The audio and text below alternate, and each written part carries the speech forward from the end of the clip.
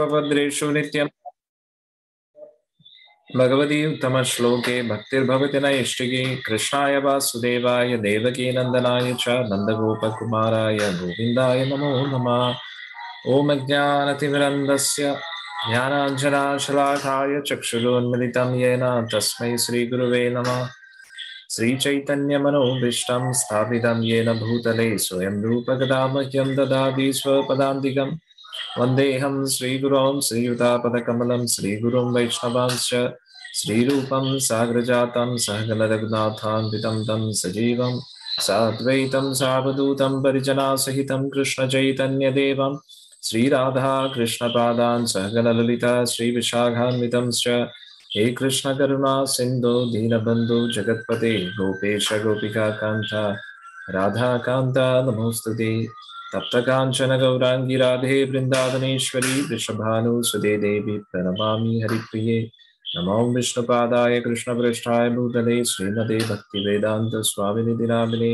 नमस्ते सारस्वती देवे गौरवाणी प्रचारिणे निर्विशेष शून्यवादी पाश्चात्य देशतारिणे। जय श्री कृष्ण चैतन्य प्रभु नित्यानंद श्री अद्वैत गदाधर श्रीवासादि गौर भक्तवृंद। हरे कृष्ण कृष्ण कृष्ण हरे हरे हरे राम राम राम हरे हरे। हरे कृष्ण कृष्ण कृष्ण हरे हरे हरे राम राम राम हरे हरे। हरे कृष्ण कृष्ण कृष्ण हरे हरे हरे राम राम राम हरे हरे। मूकं करोति वाचालं पङ्गुं लङ्घयति गिरिं यत्कृपातमहं वन्दे श्रीगुरुं दीनतारिणं परमानन्दमाधवं श्रीचैतन्येश्वरं। हरि ओं तत्सत्। ഹരേ കൃഷ്ണ. എല്ലാവർക്കും സ്വാഗതം.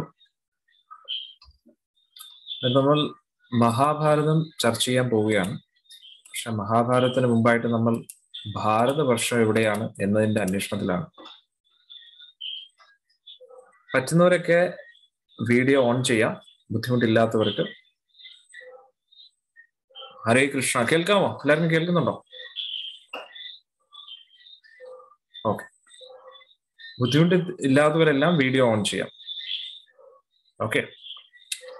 അന്നേരം നോ കമ്പൽസറി അല്ല. നിങ്ങൾക്ക് എങ്ങനെയാണോ അവിടെ സൗകര്യം വെച്ചാൽ അതിനനുസരിച്ച് ചെയ്താൽ മതി. കമ്പൽസറി അല്ല. ഒരു ഇന്ററാക്റ്റീവ് സെഷൻ ആയതുകൊണ്ടാണ് ഞാൻ ഇങ്ങനെ വിചാരിച്ചത്. കുറച്ചും കൂടെ വീഡിയോ ഓൺ ചെയ്യുമ്പോൾ നിങ്ങൾ ഉറങ്ങാതിരിക്കും. ഞാനും പറഞ്ഞു ഉറങ്ങത്തില്ല അല്ലേ? എനിക്ക് ഡ്രൈ ആയിട്ട് തോന്നും. അന്നേരം നമ്മൾ മഹാഭാരതം ചർച്ച ചെയ്തുകൊണ്ടിരിക്കുകയാണ്.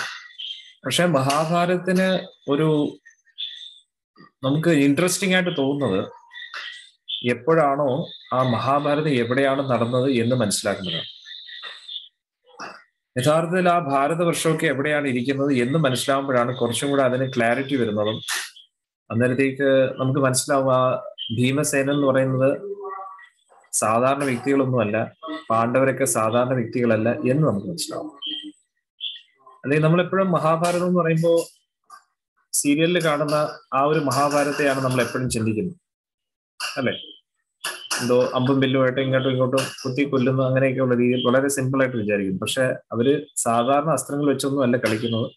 വലിയ വലിയ അസ്ത്രങ്ങൾ വെച്ചും ദിവ്യാസ്ത്രങ്ങൾ വെച്ചിട്ടാണ്. അന്നേരം അവരുടെ ആ എബിലിറ്റി, സ്ട്രെങ്ത് അതൊക്കെ അമേസിംഗ് ആണ്. പിന്നെ അതുകൂടാതെ നമ്മുടെ സംസ്കാരം എന്താണെന്ന് നമുക്ക് മനസ്സിലാക്കാൻ പറ്റും.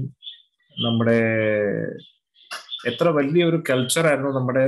പിന്നെ അതുകൂടാതെ സൃഷ്ടിയെ കുറിച്ചും നമുക്ക് മനസ്സിലാക്കാൻ പറ്റും. ഹൗ ക്രിയേഷൻ ബിഗാൻ, നമ്മുടെ പൂർവികർ എങ്ങനെയായിരുന്നു, അതിനെക്കുറിച്ച് എല്ലാത്തിനും കുറിച്ച് നല്ലൊരു ക്ലാരിറ്റി കിട്ടും നമ്മൾ ഈ മഹാഭാരതത്തിലൂടെ പോകുമ്പോൾ. അതായത് അതുകൊണ്ടാണ് നമ്മൾ സൃഷ്ടിയെ കുറിച്ച് ഒരു ബാക്ക്ഗ്രൗണ്ട് ഉള്ളത് നല്ലതാണ് എന്ന് വിചാരിക്കുന്നത്. നമ്മൾ പണ്ട് നമ്മൾ പഠിച്ച ഹിസ്റ്ററി ബുക്സ് ഒക്കെ ഒന്നും കൂടെ ഒന്ന്, ഹിസ്റ്ററി മോഡേൺ ക്രിയേഷൻ അനുസരിച്ചും നമ്മൾ എങ്ങനെയാ വന്നതിനെ കുറിച്ചൊക്കെ, ഡാർവിൻസ് തിയറിയും നാച്ചുറൽ സെലക്ഷൻ അതൊക്കെ ഒന്ന് നമ്മൾ വീണ്ടും ഒന്ന് പഠിക്കാൻ ശ്രമിക്കുകയാണ്.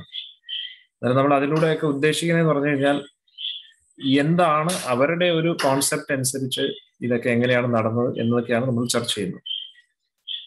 എന്നിട്ട് നമ്മൾ മോഡേൺ ഹിസ്റ്ററി അനുസരിച്ചും വേദിക് ഹിസ്റ്ററി, മോഡേൺ ഹിസ്റ്ററിയും മോഡേൺ സയൻസും വേദിക് സയൻസും ഇത് രണ്ടും കൂടെ കമ്പയർ ചെയ്തിട്ട് യഥാർത്ഥത്തിൽ സൃഷ്ടി എങ്ങനെയാണ് തുടങ്ങിയത്. അതായത് രണ്ടും നമുക്ക് അങ്ങനെ മാറ്റി വെക്കാൻ പറ്റത്തില്ല ആക്ച്വലി.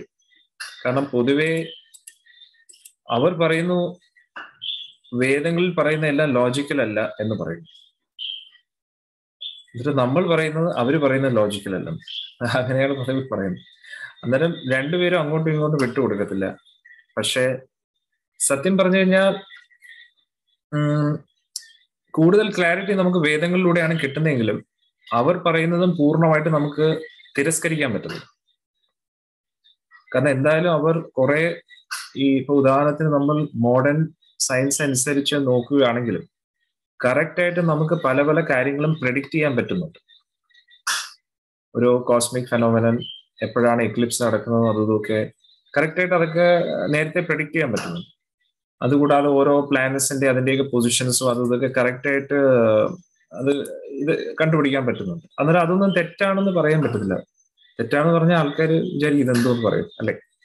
അന്നേരം ഇപ്പോഴത്തെ മിക്ക നമ്മുടെ വെതറിന്റെ കാര്യത്തിലായാലും എന്തായാലും അതിനൊക്കെ നമ്മുടെ ഈ മോഡേൺ സയൻസ് ആണ് ഹെൽപ്പ് ചെയ്യുന്നത് ടെക്നോളജി പരമായിട്ട്.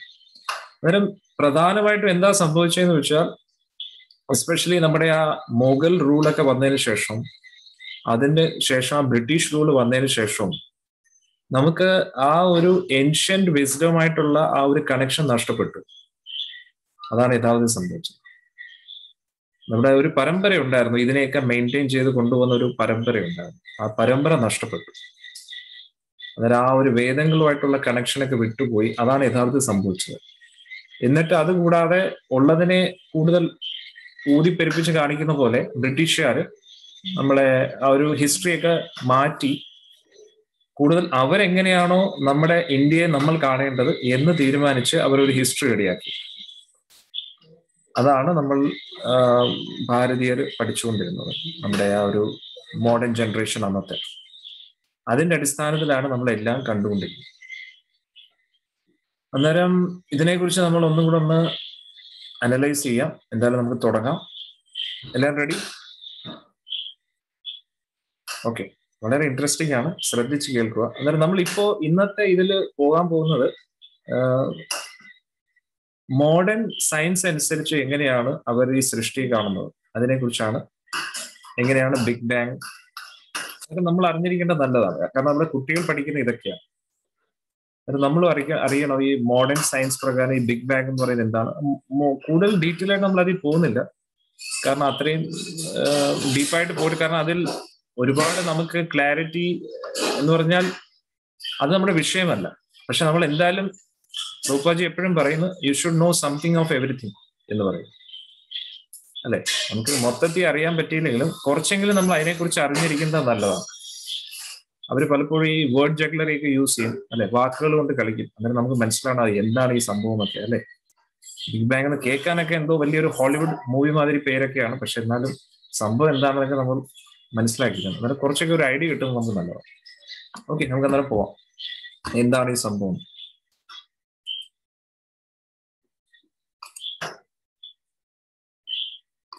ഇതുവരെ ചർച്ച ചെയ്തതിനെ കുറിച്ച് എന്തെങ്കിലും ഡൗട്ട് ആർക്കെങ്കിലും ഉണ്ടോ?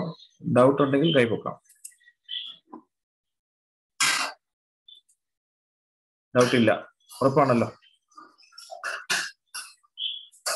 ഓക്കെ, നമ്മുടെ ഫ്ലോ എങ്ങനെയായിരിക്കും? ആദ്യം നമുക്ക് ആ ഒരു മോഡേൺ സയൻസ് പ്രകാരം എന്താണ് ഈ ക്രിയേഷനെ കുറിച്ച് ഉദ്ദേശിക്കുന്നത് എന്ന് നമുക്ക് ചർച്ച ചെയ്തിട്ട് മെല്ലെ മെല്ലെ നമ്മൾ നമ്മുടെ ഹരേ കൃഷ്ണ ശാസ്ത്രം അനുസരിച്ച് ഇതെങ്ങനെയാ പോകുന്നത് നമുക്ക് നോക്കാം. മീൻസ് വേദിക് സ്ക്രിപ്ചർ അനുസരിച്ച്, ശാസ്ത്രം അനുസരിച്ച്. അതാണ് നമ്മുടെ ഇന്നത്തെ ഒരു ഫ്ലോ നോക്കാം.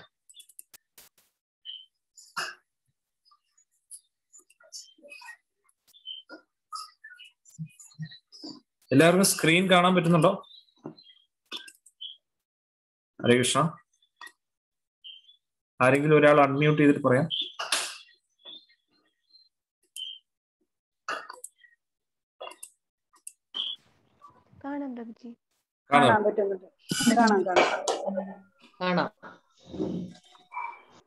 ശ്രദ്ധിച്ചു നോക്കുക. ഓക്കെ, ഇത് നമ്മൾ ശ്രദ്ധിച്ചു നോക്കുക ഇതെല്ലാം.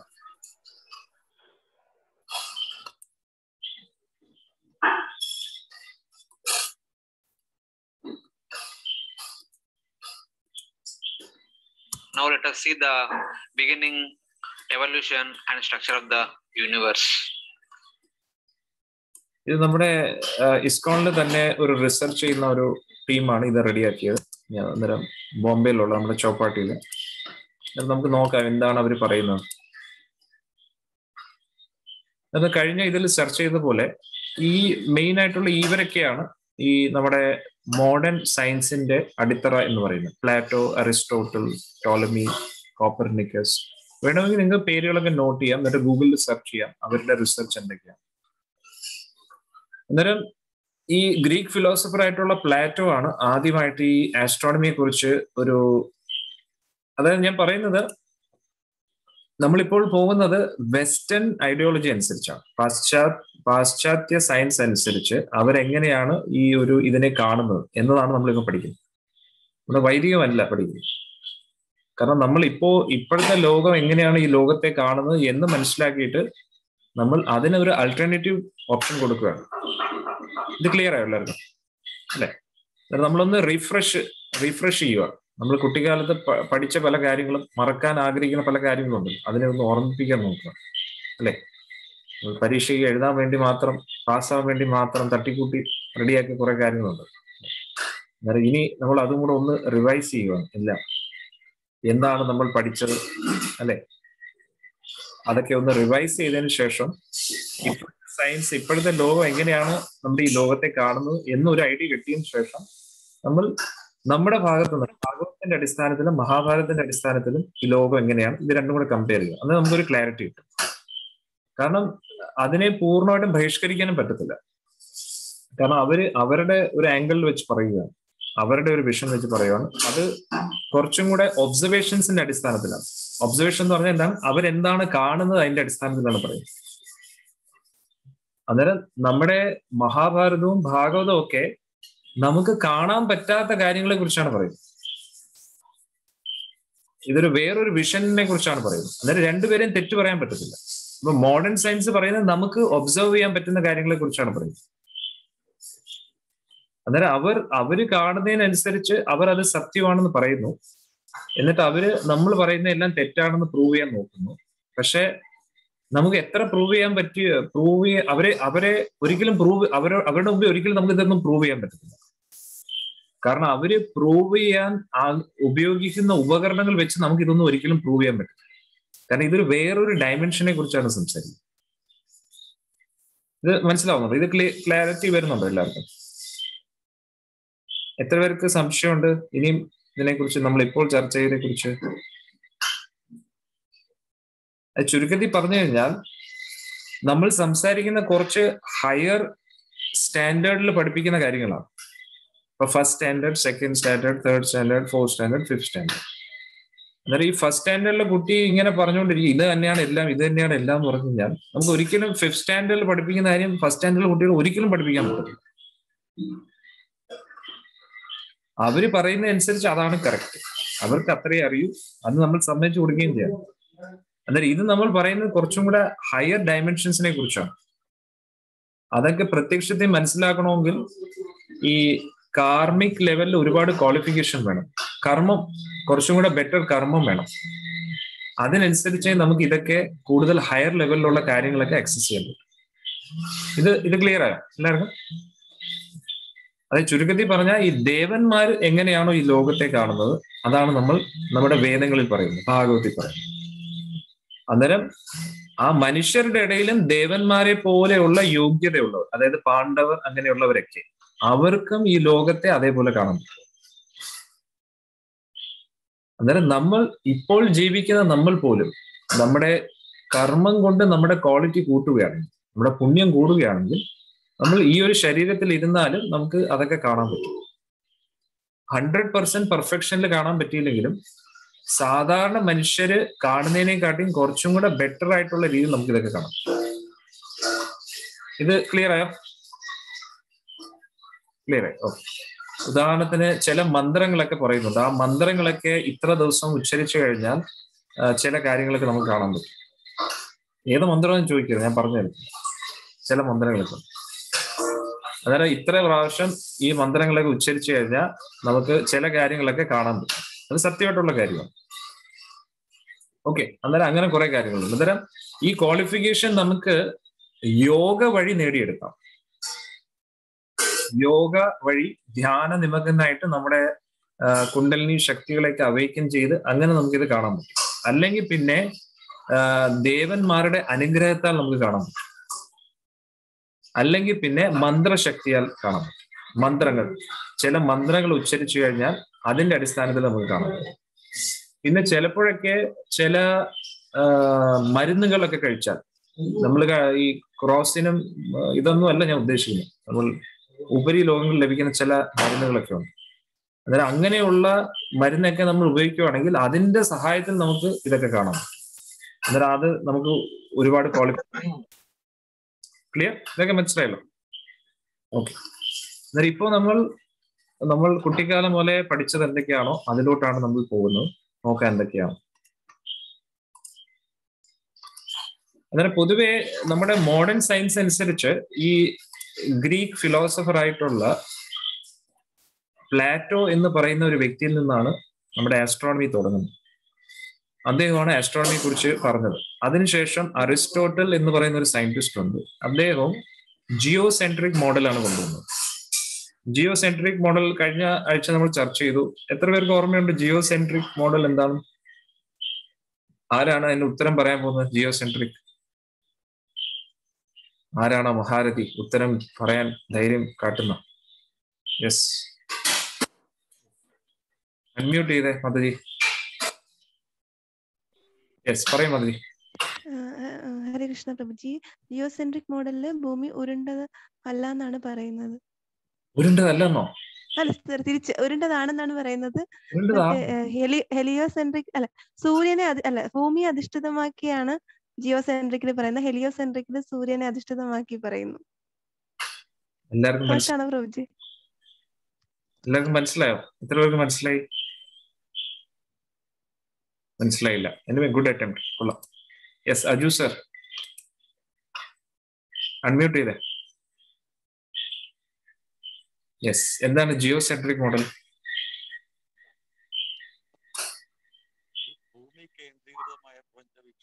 സർ കുറച്ചും കൂടെ ലൗഡ്ലി പറയോ?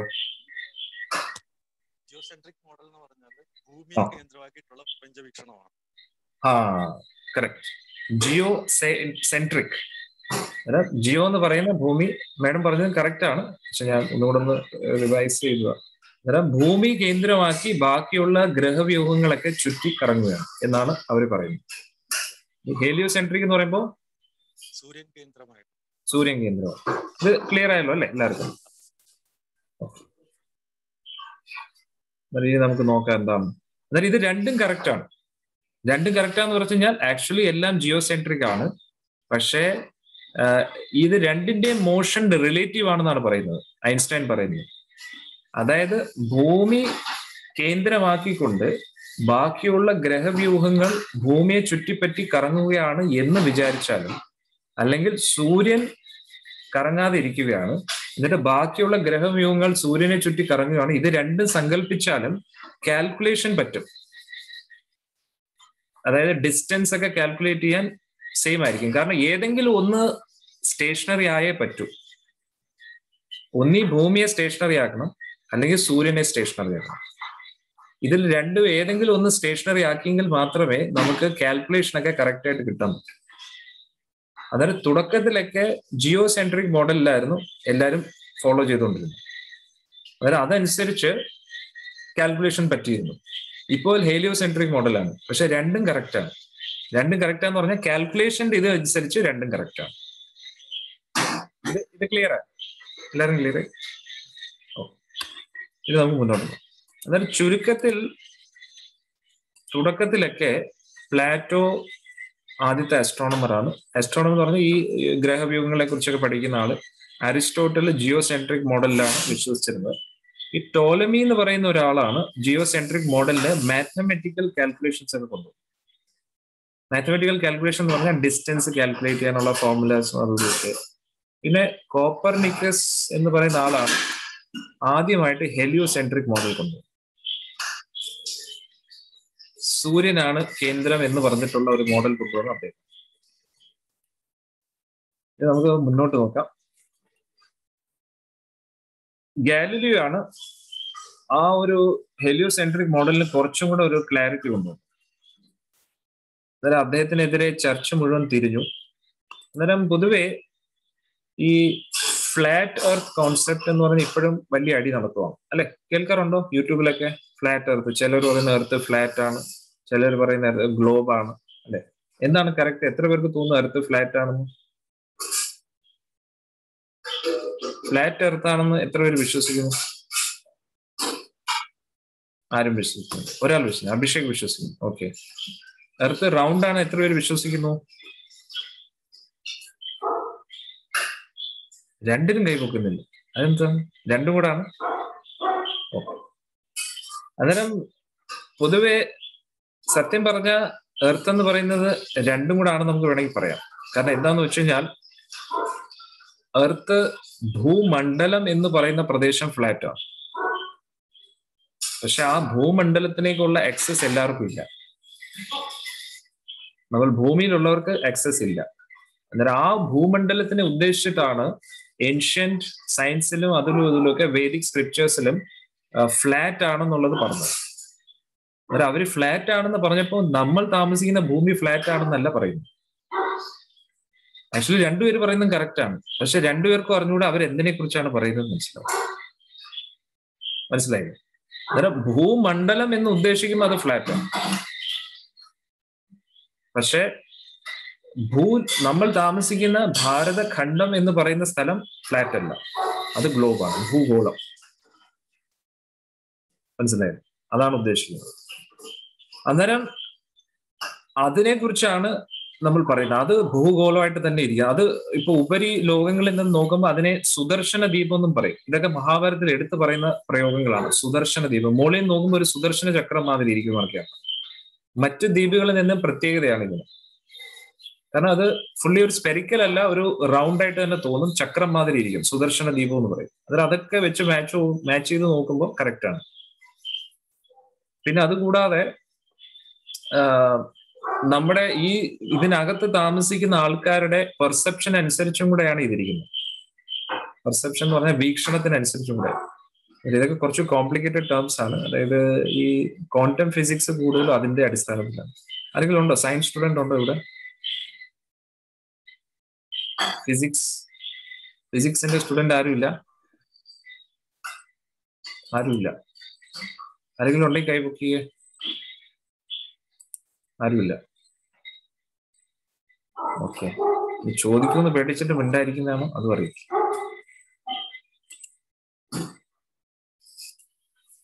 ഓക്കെ. അന്നേരത്തേക്ക് ആ ക്വാണ്ടം ഫിസിക്സ് അനുസരിച്ച് കൂടുതലും ഈ തോട്ട്സ്, വേവ്സ്, ചിന്തകളുടെ അതിനനുസരിച്ച് കുറെ കാര്യങ്ങളൊക്കെ ഉണ്ട്. അതൊക്കെ പറഞ്ഞ് നിങ്ങളെ ഉറക്കാൻ താല്പര്യപ്പെടുന്നില്ല. അതുകൊണ്ട് നമ്മൾ കുറച്ച് ഷോർട്ടായിട്ട് ചർച്ച ചെയ്യാം അതിനെക്കുറിച്ചൊക്കെ. അന്നേരം ബേസിക്കലി സ്പേസ്, ടൈമും ഇതെല്ലാം റിലേറ്റീവ് ആണ്. നമ്മൾ എപ്പോഴും കേട്ടില്ലേ തിയറി ഓഫ് റിലേറ്റിവിറ്റി, അങ്ങനെ കുറെ കാര്യങ്ങൾ. അന്നേരം ഓരോ നമ്മൾ സത്സംഗത്തിൽ ചർച്ച ചെയ്തതല്ലേ, ഇപ്പോ ഓരോ മൃഗത്തിനും അതിൻ്റെതായിട്ടുള്ള ഒരു വീക്ഷണമുണ്ട് ഓരോ ശരീരത്തിന്റെ അടിസ്ഥാനത്തിൽ. ഇപ്പൊ ഒരു ഉറുമ്പിനെ നമ്മൾ നോക്കുകയാണെങ്കിൽ ഉറുമ്പിനെ എപ്പോഴും എല്ലാം സ്ട്രെയിറ്റ് ആയിട്ടേ കാണാൻ പറ്റും. ഇതാണ് ഐൻസ്റ്റൈൻ തരുന്ന ഉദാഹരണം. തിയറി ഓഫ് റിലേറ്റിവിറ്റി മനസ്സിലാക്കാൻ വേണ്ടി ഐൻസ്റ്റൈൻ തരുന്ന ഉദാഹരണം എന്ന് പറഞ്ഞാൽ ഈ ഉറുമ്പിന്റെ ഉദാഹരണം. അതായത് ഐൻസ്റ്റൈന്റെ മകൻ വന്നിട്ട് ഐൻസ്റ്റൈനോട് ചോദിക്കുകയാണ് ഈ തിയറി ഓഫ് റിലേറ്റിവിറ്റി എന്താണെന്ന്.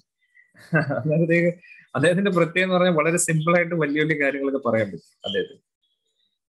അദ്ദേഹം പറയുന്ന കാര്യം എന്ന് പറഞ്ഞു കഴിഞ്ഞാൽ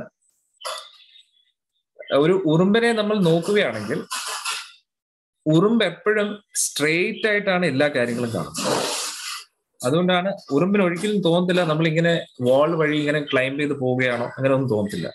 ഉറുമ്പിന് എപ്പോഴും എല്ലാ കാര്യങ്ങളും സ്ട്രെയിറ്റ് ആയിട്ടേ കാണാൻ പറ്റും. കാരണം ഉറുമ്പിന്റെ പെർസെപ്ഷൻ അങ്ങനെ. അന്നേരം ഉറുമ്പ് ഈ ലോകത്തെ കാണുന്ന ഒരു സ്ട്രെയിറ്റ് ലൈൻ ആയിട്ടാണ്. ഒന്ന് ആലോചിച്ചു നോക്കും. ആ ഒറ്റ ഡയമെൻഷനെ ഉറുമ്പിനുള്ളൂ. പക്ഷെ നമ്മൾ എങ്ങനെയാ ഒരു ഇത് കാണുന്നത്? നമ്മൾ 3 ഡയമെൻഷനൽ ആയിട്ടാണ് ഈ ലോകത്ത്. അന്നേരം ഉപരി ദേവന്മാർക്ക് ഇത് മൾട്ടി ഡയമെൻഷനൽ ആയിട്ട് അപ്പിയർ ചെയ്യും. അന്നേരം ഓരോ ജീവജാലങ്ങളും ഈ ലോകത്തെ കാണുന്നത് അവര് ഒരു ഡയമെൻഷൻ മാത്രമാണ് ഈ ലോകത്തിന്റെ കാണുന്നത്. അന്നേരം ഹയർ ഡയമെൻഷനിലോട്ട് പോകും തോറും ഇത് വളരെ എക്സൈറ്റിങ്ങും വളരെ അഡ്വഞ്ചറസും ആയിട്ട് തോന്നും. അതായത് ഏറ്റവും കൂടുതൽ ഡയമെൻഷൻസിനോട് കൂടി ഇതിനെ കാണാൻ പറ്റുന്ന ഒരേ ഒരു ആൾക്കാണ്. അതാർക്കാണ്? ബ്രഹ്മദേവൻ. സൃഷ്ടികർത്താവായിട്ടുള്ള ബ്രഹ്മദേവനാണ് ഏറ്റവും കൂടുതൽ ആക്സസ് ഉള്ളത്. കാരണം അദ്ദേഹമാണ് ഇതിന്റെ admin password, user I D password വയ്ക്കുന്ന അദ്ദേഹമാണ്. ബാക്കി എല്ലാവർക്കും ഇത് അവരവർക്ക് ലഭിച്ച പാസ്വേഡിനനുസരിച്ചാണ് ബാക്കിയുള്ള എല്ലാം ആക്സസ് ചെയ്യാൻ പറ്റും. പക്ഷെ ബ്രഹ്മദേവന് ഫുൾ ആക്സസ് ആണ്. ഇത് ക്ലിയർ ആയല്ലോ അല്ലേ? അതായത് ഇവര് പറയുന്നത് അവരുടെ ഒരു പെർസെപ്ഷനിൽ അവർ പറയുന്ന കാര്യങ്ങളാണ്, ഓരോ കാര്യങ്ങൾ. ഇത് നമുക്ക് നോക്കാം എന്താണ് ഇവരൊക്കെ പറയുന്നത്, എന്തൊക്കെയാണെന്ന് നമുക്ക് നോക്കാം. അന്നേരം ഗലീലിയോ ഇങ്ങനെ കുറെ തർക്കമൊക്കെ ഉണ്ടായി പള്ളിയിലെ അവരുമായിട്ട്. കാരണം പള്ളിയിൽ അവർ ഉറച്ചു വിശ്വസിച്ചു എർത്ത് എല്ലാം ഫ്ലാറ്റ് ആണ്. അന്നേരം അതിനെതിരെ പുതിയ ഗലീലിയോ പുതിയ സംഭവമൊക്കെ കൊണ്ടുവന്നപ്പോഴത്തേക്ക് അവരുടെ ബൈബിളൊക്കെ തകർന്നു പോകും, വിശ്വാസം തകർന്നു പോകും, ഭരണത്തിന് കോട്ടം തെറ്റൂ എന്നൊക്കെ പറഞ്ഞിട്ട് അദ്ദേഹത്തെ കൊന്നു. ഗലീലിയോ അദ്ദേഹത്തെ കൊന്നു എന്നാണ് പറയുന്നത്. അതിനുശേഷം കെപ്ലർ എന്ന് പറയുന്ന ആള് ഇതിനെ കുറച്ചും കൂടെ ആ ഓർബിറ്റിന്റെ വഴികളൊക്കെ കണ്ടുപിടിച്ചു. പല രീതിയിൽ ഓർബിറ്റ്സ് ഒക്കെ എങ്ങനെയാണ് വർക്ക് ചെയ്യുന്നത്. പിന്നെയാണ് നമ്മുടെ സർ ഐസക് ന്യൂട്ടൺ വന്നതിന് ശേഷം ആ ഒരു സോലാർ മോഡലിന്റെ ഒരു മെക്കാനിക്കൽ മോഡൽ അദ്ദേഹം റെഡിയാക്കിയിരുന്നു. ഞാൻ നോക്കട്ടെ, നെറ്റിൽ അതിന്റെ മോഡൽ കിട്ടുന്നു. ഹരേ കൃഷ്ണ ഹരേ കൃഷ്ണ കൃഷ്ണ കൃഷ്ണ ഹരേ ഹരേ ഹരേ രാമ ഹരേ രാമ രാമ ഹരേ ഹരേ കൃഷ്ണ ഹരേ കൃഷ്ണ കൃഷ്ണ കൃഷ്ണ ഹരേ ഹരേ ഹരേ രാമ രാമ രാമ ഹരേ ഹരേ ഹരേ കൃഷ്ണ കൃഷ്ണ കൃഷ്ണ ഹരേ ഹരേ ഹരേ രാമ ഹരേ രാമ രാമ ഹരേ ഹരേ കൃഷ്ണ കൃഷ്ണ കൃഷ്ണ ഹരേ ഹരേ രാമ ഹരേ. അതിന്റെ ഇമേജ് ഒന്നും കിട്ടുന്നില്ല. പക്ഷെ ഏകദേശം ചുരുക്കത്തിൽ പറഞ്ഞു കഴിഞ്ഞാൽ സൺ ഇങ്ങനെ നടുക്ക് വയ്ക്കുകയും അതിന്റെ ചുറ്റും പ്ലാനറ്റ്സ് എങ്ങനെയാണ് കറങ്ങുന്നത്, നമ്മൾ കുട്ടിക്കാലം പോലെ പഠിക്കുന്ന അത് ഒരു മെഷീൻ രൂപത്തിൽ കാണിച്ചു. പല രീതിയിലുള്ള മെഷീന്റെ പല ഒരു മെക്കാനിക്കൽ മോഡൽ റെഡിയാക്കി. അന്നേരം അദ്ദേഹത്തിന്റെ ആ ഒരു ഇത് കാണുമ്പോൾ പല ഗിയർസ് ഒക്കെ ഉപയോഗിച്ച് അതിങ്ങനെ കറക്കുന്ന സമയത്ത് എല്ലാം തനിയെ കറങ്ങുന്ന രീതിയിൽ ഒരു മോഡൽ റെഡിയാക്കി. അന്നേരം ഒരിക്കൽ അദ്ദേഹത്തെ കാണാൻ ഒരു ഫ്രണ്ട് വന്നു അദ്ദേഹത്തിന്റെ വീട്ടിൽ. അന്നേരം ഈ മോഡൽ കണ്ടപ്പോൾ വലിയ വലിയ അത്ഭുതപ്പെട്ടു. എന്നിട്ട് അദ്ദേഹം ഉടനെ പറഞ്ഞു, ഇത് കൊള്ളാലോ, ഇത് എങ്ങനെ വന്നു എന്ന് ചോദിച്ചു. അന്നേരത്തേക്ക് ഉടനെ അത് പറഞ്ഞ്, അത് ഇന്ന് രാവിലെ എഴുന്നേറ്റ് നോക്കിയപ്പോ ഇങ്ങനെ ആ ടേബിളിന്റെ മുകളിൽ ഇരിക്കുന്നു. അന്നേരത്തെ പറഞ്ഞത് എന്തോന്ന്, രാവിലെ കണ്ണു തുറന്നപ്പോ ഇങ്ങനെ ഇരിക്കുന്നു. അന്നേരം വീണ്ടും ചോദിച്ചു, എന്താ ആരാണ് ഇത് ചെയ്തതെന്ന് ചോദിച്ചോണ്ടിരിക്കുന്നത്. അതേപോലെ ഇല്ല, രാവിലെ നോക്കുന്നതാ ഇങ്ങനെ ഇരിക്കുക. പല പ്രാവശ്യം പറഞ്ഞിട്ടും അങ്ങനെ വിശ്വസിക്കാത്തതുകൊണ്ട് പറഞ്ഞു, ഈ ഒരു മോഡൽ തനിയെ വന്നു എന്ന് പറയുമ്പോൾ നിങ്ങൾ വിശ്വസിക്കുന്നു, പക്ഷെ ഇതിന്റെ ഒറിജിനൽ നിങ്ങൾ എല്ലാവരും വിശ്വസിക്കാൻ തനിയെ വന്നു എന്നാണ്, അല്ലെ? ഇതെന്ന് പറയുന്ന ഒരു സിമ്പിൾ ഒരു മോഡലാണ്, ഒറിജിനലിന്റെ ഡ്യൂപ്ലിക്കേറ്റ് ആണ് ഇത്. ഒറിജിനലി എങ്ങനെയാണ് ഈ പ്രപഞ്ചം പ്രവർത്തിക്കുന്നത് എന്നതിന്റെ ഒരു ഡ്യൂപ്ലിക്കേറ്റ് ഫോമാണ് ഇവിടെ കാണിച്ചിരിക്കുന്നത്. അന്നേരം ഇത് തനിയെ വന്നു എന്ന് നിങ്ങൾ വിശ്വസിക്കുന്നില്ല, പക്ഷെ അതേ സമയത്ത് ഒറിജിനലിൽ നിങ്ങൾ വിശ്വസിക്കുന്ന തനിയെ വന്നു എന്നാണ്. അത് എന്തൊരു ലോജിക്കാണെന്ന് തിരിച്ചങ്ങോട്ട് ചോദിച്ചു. അതായത് ഞാൻ പറഞ്ഞതിന്റെ അർത്ഥം, അങ്ങനെയുള്ള ഫേമസ് ആയിട്ടുള്ള സയന്റിസ്റ്റ് ആൾക്കാർ എല്ലാവരും ദൈവവിശ്വാസികളാണ്, അവരാരും നിരീശ്വരവാദികളല്ലായിരുന്നു. അപ്പൊ ഇത്രയും കണ്ടുപിടിച്ച ന്യൂട്ടൺ തന്നെ പല പ്രാവശ്യം പറഞ്ഞു, ഞാൻ ഇത്രയും കണ്ടുപിടിച്ചതൊക്കെ ഒന്നുമല്ല, യഥാർത്ഥ സമുദ്രം ദാ കിടക്കുന്നു, അല്ലെ? ജ്ഞാനം, ഈ പ്രപഞ്ചം എന്ന് പറയുന്ന ഒരു സമുദ്രം മാതിരിയാണ്, അതിൽ നിന്ന് കുറച്ച് കാര്യങ്ങൾ മാത്രമാണ് ഞാൻ പറയുന്നത്, പക്ഷെ ഇനിയും കണ്ടുപിടിക്കാനായിട്ട് എത്രയോ കാര്യങ്ങൾ ഇനിയും കിടക്കുന്നു എന്നാണ് പറയുന്നത്. ഞാൻ അതിന്റെ ആ തീരത്തൂടെ ചുമ്മാ സഞ്ചരിച്ചുകൊണ്ട് ഒന്നോ രണ്ടോ കല്ലുകളൊക്കെ എടുത്തിട്ട് ഞാൻ ഇങ്ങനെയൊക്കെ സംസാരിക്കുവാണ്. പക്ഷെ യഥാർത്ഥത്തിൽ ആ ഒരു പരമസത്യം ഇതിൽ നിന്നും അപ്പുറത്ത് ഒരുപാട് ദൂരെയാണെന്നാണ് ന്യൂട്ടൺ ഒക്കെ പറയുന്നത്. എന്നാലോചിച്ചത്. അതുകൊണ്ടാണ് അവർക്ക് എല്ലാം ക്ലാരിറ്റിയോടുകൂടി മനസ്സിലാവുന്നത്. കാരണം അവർ വ്യക്തമായിട്ട് സത്യത്തെ മനസ്സിലാക്കുന്നു. അദ്ദേഹം അങ്ങനെയാണ്. അന്നേരം അദ്ദേഹം കുറച്ചും കൂടെ ഒരു ഗ്രാവിറ്റി എന്നുള്ളൊരു കോൺസെപ്റ്റ് ഒക്കെ കൊണ്ടുവന്നു, അല്ലെ? Gravitational force. അന്നേരം അദ്ദേഹം പറഞ്ഞു ഈ ഗ്രാവിറ്റേഷണൽ പുള്ളാണ് ഈ ലോകത്തിന്റെ ഈ ഓർബിറ്റിൽ എല്ലാത്തിനെയും നിർത്തുന്നത് എന്ന്. എന്താണ് ഗ്രാവിറ്റേഷണൽ ഫോഴ്സ്? യെസ്, എത്ര പേർക്ക് ഓർമ്മയുണ്ട് ഗ്രാവിറ്റിയുടെ ഡെഫിനേഷൻ? ഗുരുത്വാകർഷണം. കൈ പൊക്കിക്കേ. ആരും പൊക്കുന്നില്ല. അവരോട് ചോദിച്ചത്, ഞാൻ ചോദിച്ചിട്ടേ ഇല്ലെന്നുള്ള അർത്ഥത്തിലാണ് എല്ലാരും, അല്ലെ? മുഖത്തോട് മുഖം നോക്കാതിരിക്കും. യെസ്, കൈ പൊക്കിക്കേ. യെസ്, ഒരാൾ. യെസ്, അൺമ്യൂട്ട് ചെയ്ത മതി. യെസ്, പറയൂ. ഗ്രാവിറ്റി എന്താണ്? ഭൂമി എല്ലാ വസ്തുക്കളെ അതിന്റെ കേന്ദ്രത്തിലേക്ക് ആകർഷിക്കുന്നു. ഓക്കെ, ഇത് ന്യൂട്ടൺ എങ്ങനെയാ കണ്ടുപിടിച്ചത്? ആപ്പിള് താഴത്തേക്ക് വീഴുന്നു. ആപ്പിള് തലയിൽ വീണപ്പോ. ശരി, ഒരാളിങ്ങനെ ഇരിക്കുമ്പോ ആപ്പിള് തലയിൽ വീണു, അല്ലെ? അതിന് തമാശയായിട്ട് പല ആൾക്കാരും പറയാം, ഭാഗ്യത്തിന് അദ്ദേഹം തെങ്ങിന്റെ താഴെ ഇരുന്നില്ല, അല്ലേ? അന്നേരം തലയിൽ വീണപ്പോ അദ്ദേഹം ചിന്തിച്ചു, എന്തുകൊണ്ടാണ് ഇത് താഴോട്ട് വീണത്, എന്തുകൊണ്ട് അത് മുകളിലോട്ട് പോയില്ല എന്ന് ചിന്തിച്ചു. ആ ഒറ്റ ചിന്ത തന്നെ ഇങ്ങനെ ഇവിടം വരെ എത്തിച്ചു എന്നുള്ളത്, അല്ലേ? എന്നാൽ നമ്മൾ അതിൽ നിന്ന് ഒരു കാര്യം പോസിറ്റീവായിട്ട് എടുക്കാം, നമ്മുടെ ചുറ്റുപാടിലും പല കാര്യങ്ങളും നടക്കുന്നുണ്ട്, അല്ലെ? പക്ഷെ ഗ്രേറ്റ് വ്യക്തികൾ ഈ സംഭവ വികാസങ്ങളെ സാധാരണ വ്യക്തികൾ കാണുന്നതിനെക്കാട്ടിയും വ്യത്യസ്തമായിട്ട് അതിനെ നോക്കും. അന്നേരം ആപ്പിൾ ഇതിനു മുമ്പ് എത്രയോ പ്രാവശ്യം താഴെ വീണിട്ടുണ്ട്, അല്ലെ? പല ആൾക്കാരും വീണതെടുത്ത് നേരെ വായ്ക്കകത്തോട്ടാക്കാനാണ് നോക്കുന്നത്. പക്ഷെ ഇദ്ദേഹം എന്ത് ചെയ്തു? കുറച്ച് വ്യത്യസ്തമായിട്ട് ചിന്തിച്ചു. ആ ചിന്തയിൽ നിന്ന് ഒരു വിപ്ലവം തന്നെ ആയി. അതേപോലെ ലോകത്തിൽ എന്ത് നടക്കുന്നു എന്നതിനെക്കാട്ടി ഉപരി നമ്മൾ ആ ലോകത്തിൽ നടക്കുന്ന സംഭവത്തെ എങ്ങനെ നമ്മൾ കാണാൻ ശ്രമിക്കുന്നു, അതാണ് വളരെ ഇമ്പോർട്ടൻറ്റ്. തോന്നില്ലേ? അല്ലേ? അന്നേരം സാധാരണ വ്യക്തികളെ പോലെ നമ്മൾ ഈ ലോകത്തെ നോക്കരുത്. കുറച്ച് നമ്മൾ ഡിഫറെന്റ് ആയിട്ട് ഈ ലോകത്തെ കാണാൻ ശ്രമിക്കുകയാണെങ്കിൽ തീർച്ചയായിട്ടും നമ്മുടെ ജീവിതത്തിലും മറ്റുള്ളവരുടെ ജീവിതത്തിലും ഒരുപാട് റെവല്യൂഷൻ ക്രിയേറ്റ് ചെയ്യാൻ പറ്റും. അത് നമുക്ക് നോക്കാം അടുത്ത അദ്ദേഹം എന്തൊക്കെയാ ചെയ്യുന്നത്.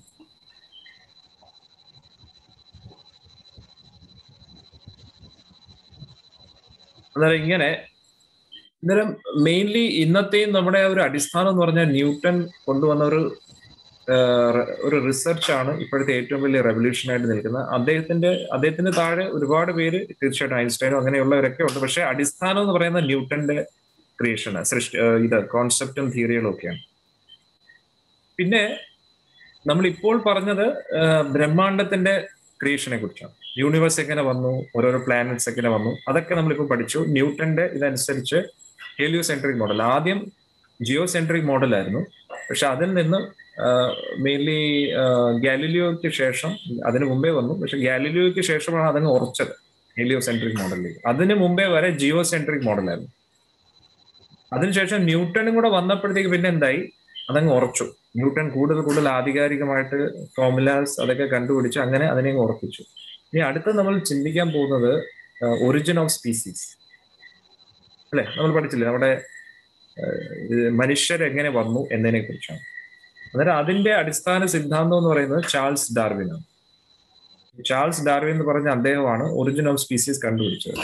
അന്നേരം എങ്ങനെയാണ് നമ്മൾ ഉണ്ടായത് എന്നതിനെ കുറിച്ച്. അന്നേരം അദ്ദേഹത്തിന്റെ ഇത് റിസർച്ച് അനുസരിച്ച് പറയുന്നത്, നമ്മളെല്ലാവരും സൃഷ്ടി തുടക്കത്തിൽ പ്രപഞ്ച സൃഷ്ടി തുടങ്ങുന്ന എല്ലാം ഒരു പോയിന്റിൽ നിന്നാണ് പറയുന്നത്. ഓക്കെ, അപ്പൊ ഞാൻ പറയുന്ന എല്ലാം സത്യമാണെന്ന് വിശ്വസിക്കരുത്. ഞാൻ ഇത് പറയുന്നത് മോഡേൺ ആൾക്കാർ ഈ ലോകത്തെ കാണുന്നത് എങ്ങനെയാണ്, അതാണ് ഞാൻ പറയുന്നത്, അല്ലെ?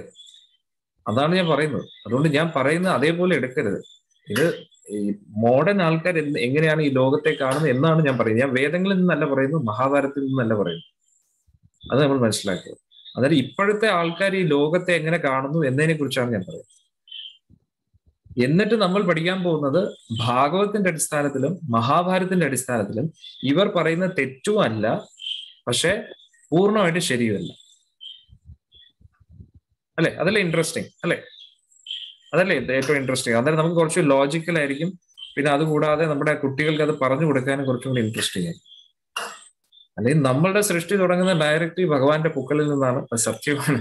പക്ഷെ ഇത് മോഡേൺ ആൾക്കാർക്ക് എങ്ങനെ മനസ്സിലാവാണ്? അല്ലെ? ഭഗവാന്റെ നാഭിയിൽ നിന്ന് ആ ഒരു ഭഗവാന്റെ നാഭിയിൽ നിന്ന് വരുന്ന പത്മത്തിൽ നിന്നാണ് സൃഷ്ടി തുടങ്ങുന്നത്. അത് പുറത്തുള്ളവർക്ക് പെട്ടെന്ന് മനസ്സിലാവും. അന്നേരം നമ്മൾ ആ ഒരു മോഡേൺ സയൻസ് എവിടെയാണ് നിൽക്കുന്നത് എന്ന് മനസ്സിലാക്കിയിട്ട് നമ്മുടെ വേദിക് സയൻസ് എങ്ങനെയാണ് പോകുന്നത്, ഇത് രണ്ടും കൂടെ മനസ്സിലാക്കി രണ്ടും കൂടെ നമ്മൾ പാരലലി മനസ്സിലാക്കാൻ നോക്കുക. അന്നേരം നമുക്കൊരു ക്ലിയർ പിക്ചർ കിട്ടും. അന്നേരം നമുക്ക് മനസ്സിലാവും ഭാരതം എന്നിങ്ങനെയാണ്, ഭാരതവർഷം എന്താണ്. പിന്നെ നമ്മൾ മഹാഭാരതത്തിലോട്ട് പ്രവേശിക്കും. ഇങ്ങനെ ഓക്കെ അല്ലേ എല്ലാവർക്കും? അല്ലെ? ഇങ്ങനെയല്ലേ നമ്മൾ പോകേണ്ടത്. അല്ലെങ്കിൽ പിന്നെ മഹാഭാരതം ചർച്ച ചെയ്തുകൊണ്ടിരിക്കും അല്ലെ? ആരാണ് പാണ്ഡവർ, ആരാണ് കൗരവർ, ഒന്നും നമുക്ക് മനസ്സിലാവത്തില്ല. അതാണ് ഇത്രയും കാലമായിട്ട് നടന്നുകൊണ്ടിരിക്കുന്നത്. അതുകൊണ്ട് നമ്മൾ കുറച്ച് വ്യത്യസ്തമായിട്ട് പോവുകയാണ്. അന്നേരം ഇങ്ങനെ നമ്മൾ പോയെങ്കിൽ നമ്മുടെ കുട്ടികൾക്കും അതൊക്കെ പഠിപ്പിച്ചു കൊടുക്കാൻ പറ്റും. അതായത് നമുക്ക് കണക്ട് ചെയ്യാൻ പറ്റും. നമ്മൾ പറയും മോനെ ഭഗവാന്റെ നാഭിയിൽ നിന്നാടാ പത്മമൊക്കെ വരുന്നത്. ഏത് നാഭി? അങ്ങനെയൊന്നുമല്ല, ബിഗ് ബാങ് അനുസരിച്ചാണ് എല്ലാം വരുന്നത്. അച്ഛനമ്മയ്ക്ക് ഒന്നും അറിയില്ല. അന്നേരം നമ്മളും വിചാരിക്കും നാണക്കേട്, അതുകൊണ്ട് നമ്മളും അങ്ങ് ബിഗ് ബാങ് വിശ്വസിക്കാം എന്ന് പറഞ്ഞിട്ടുണ്ട്.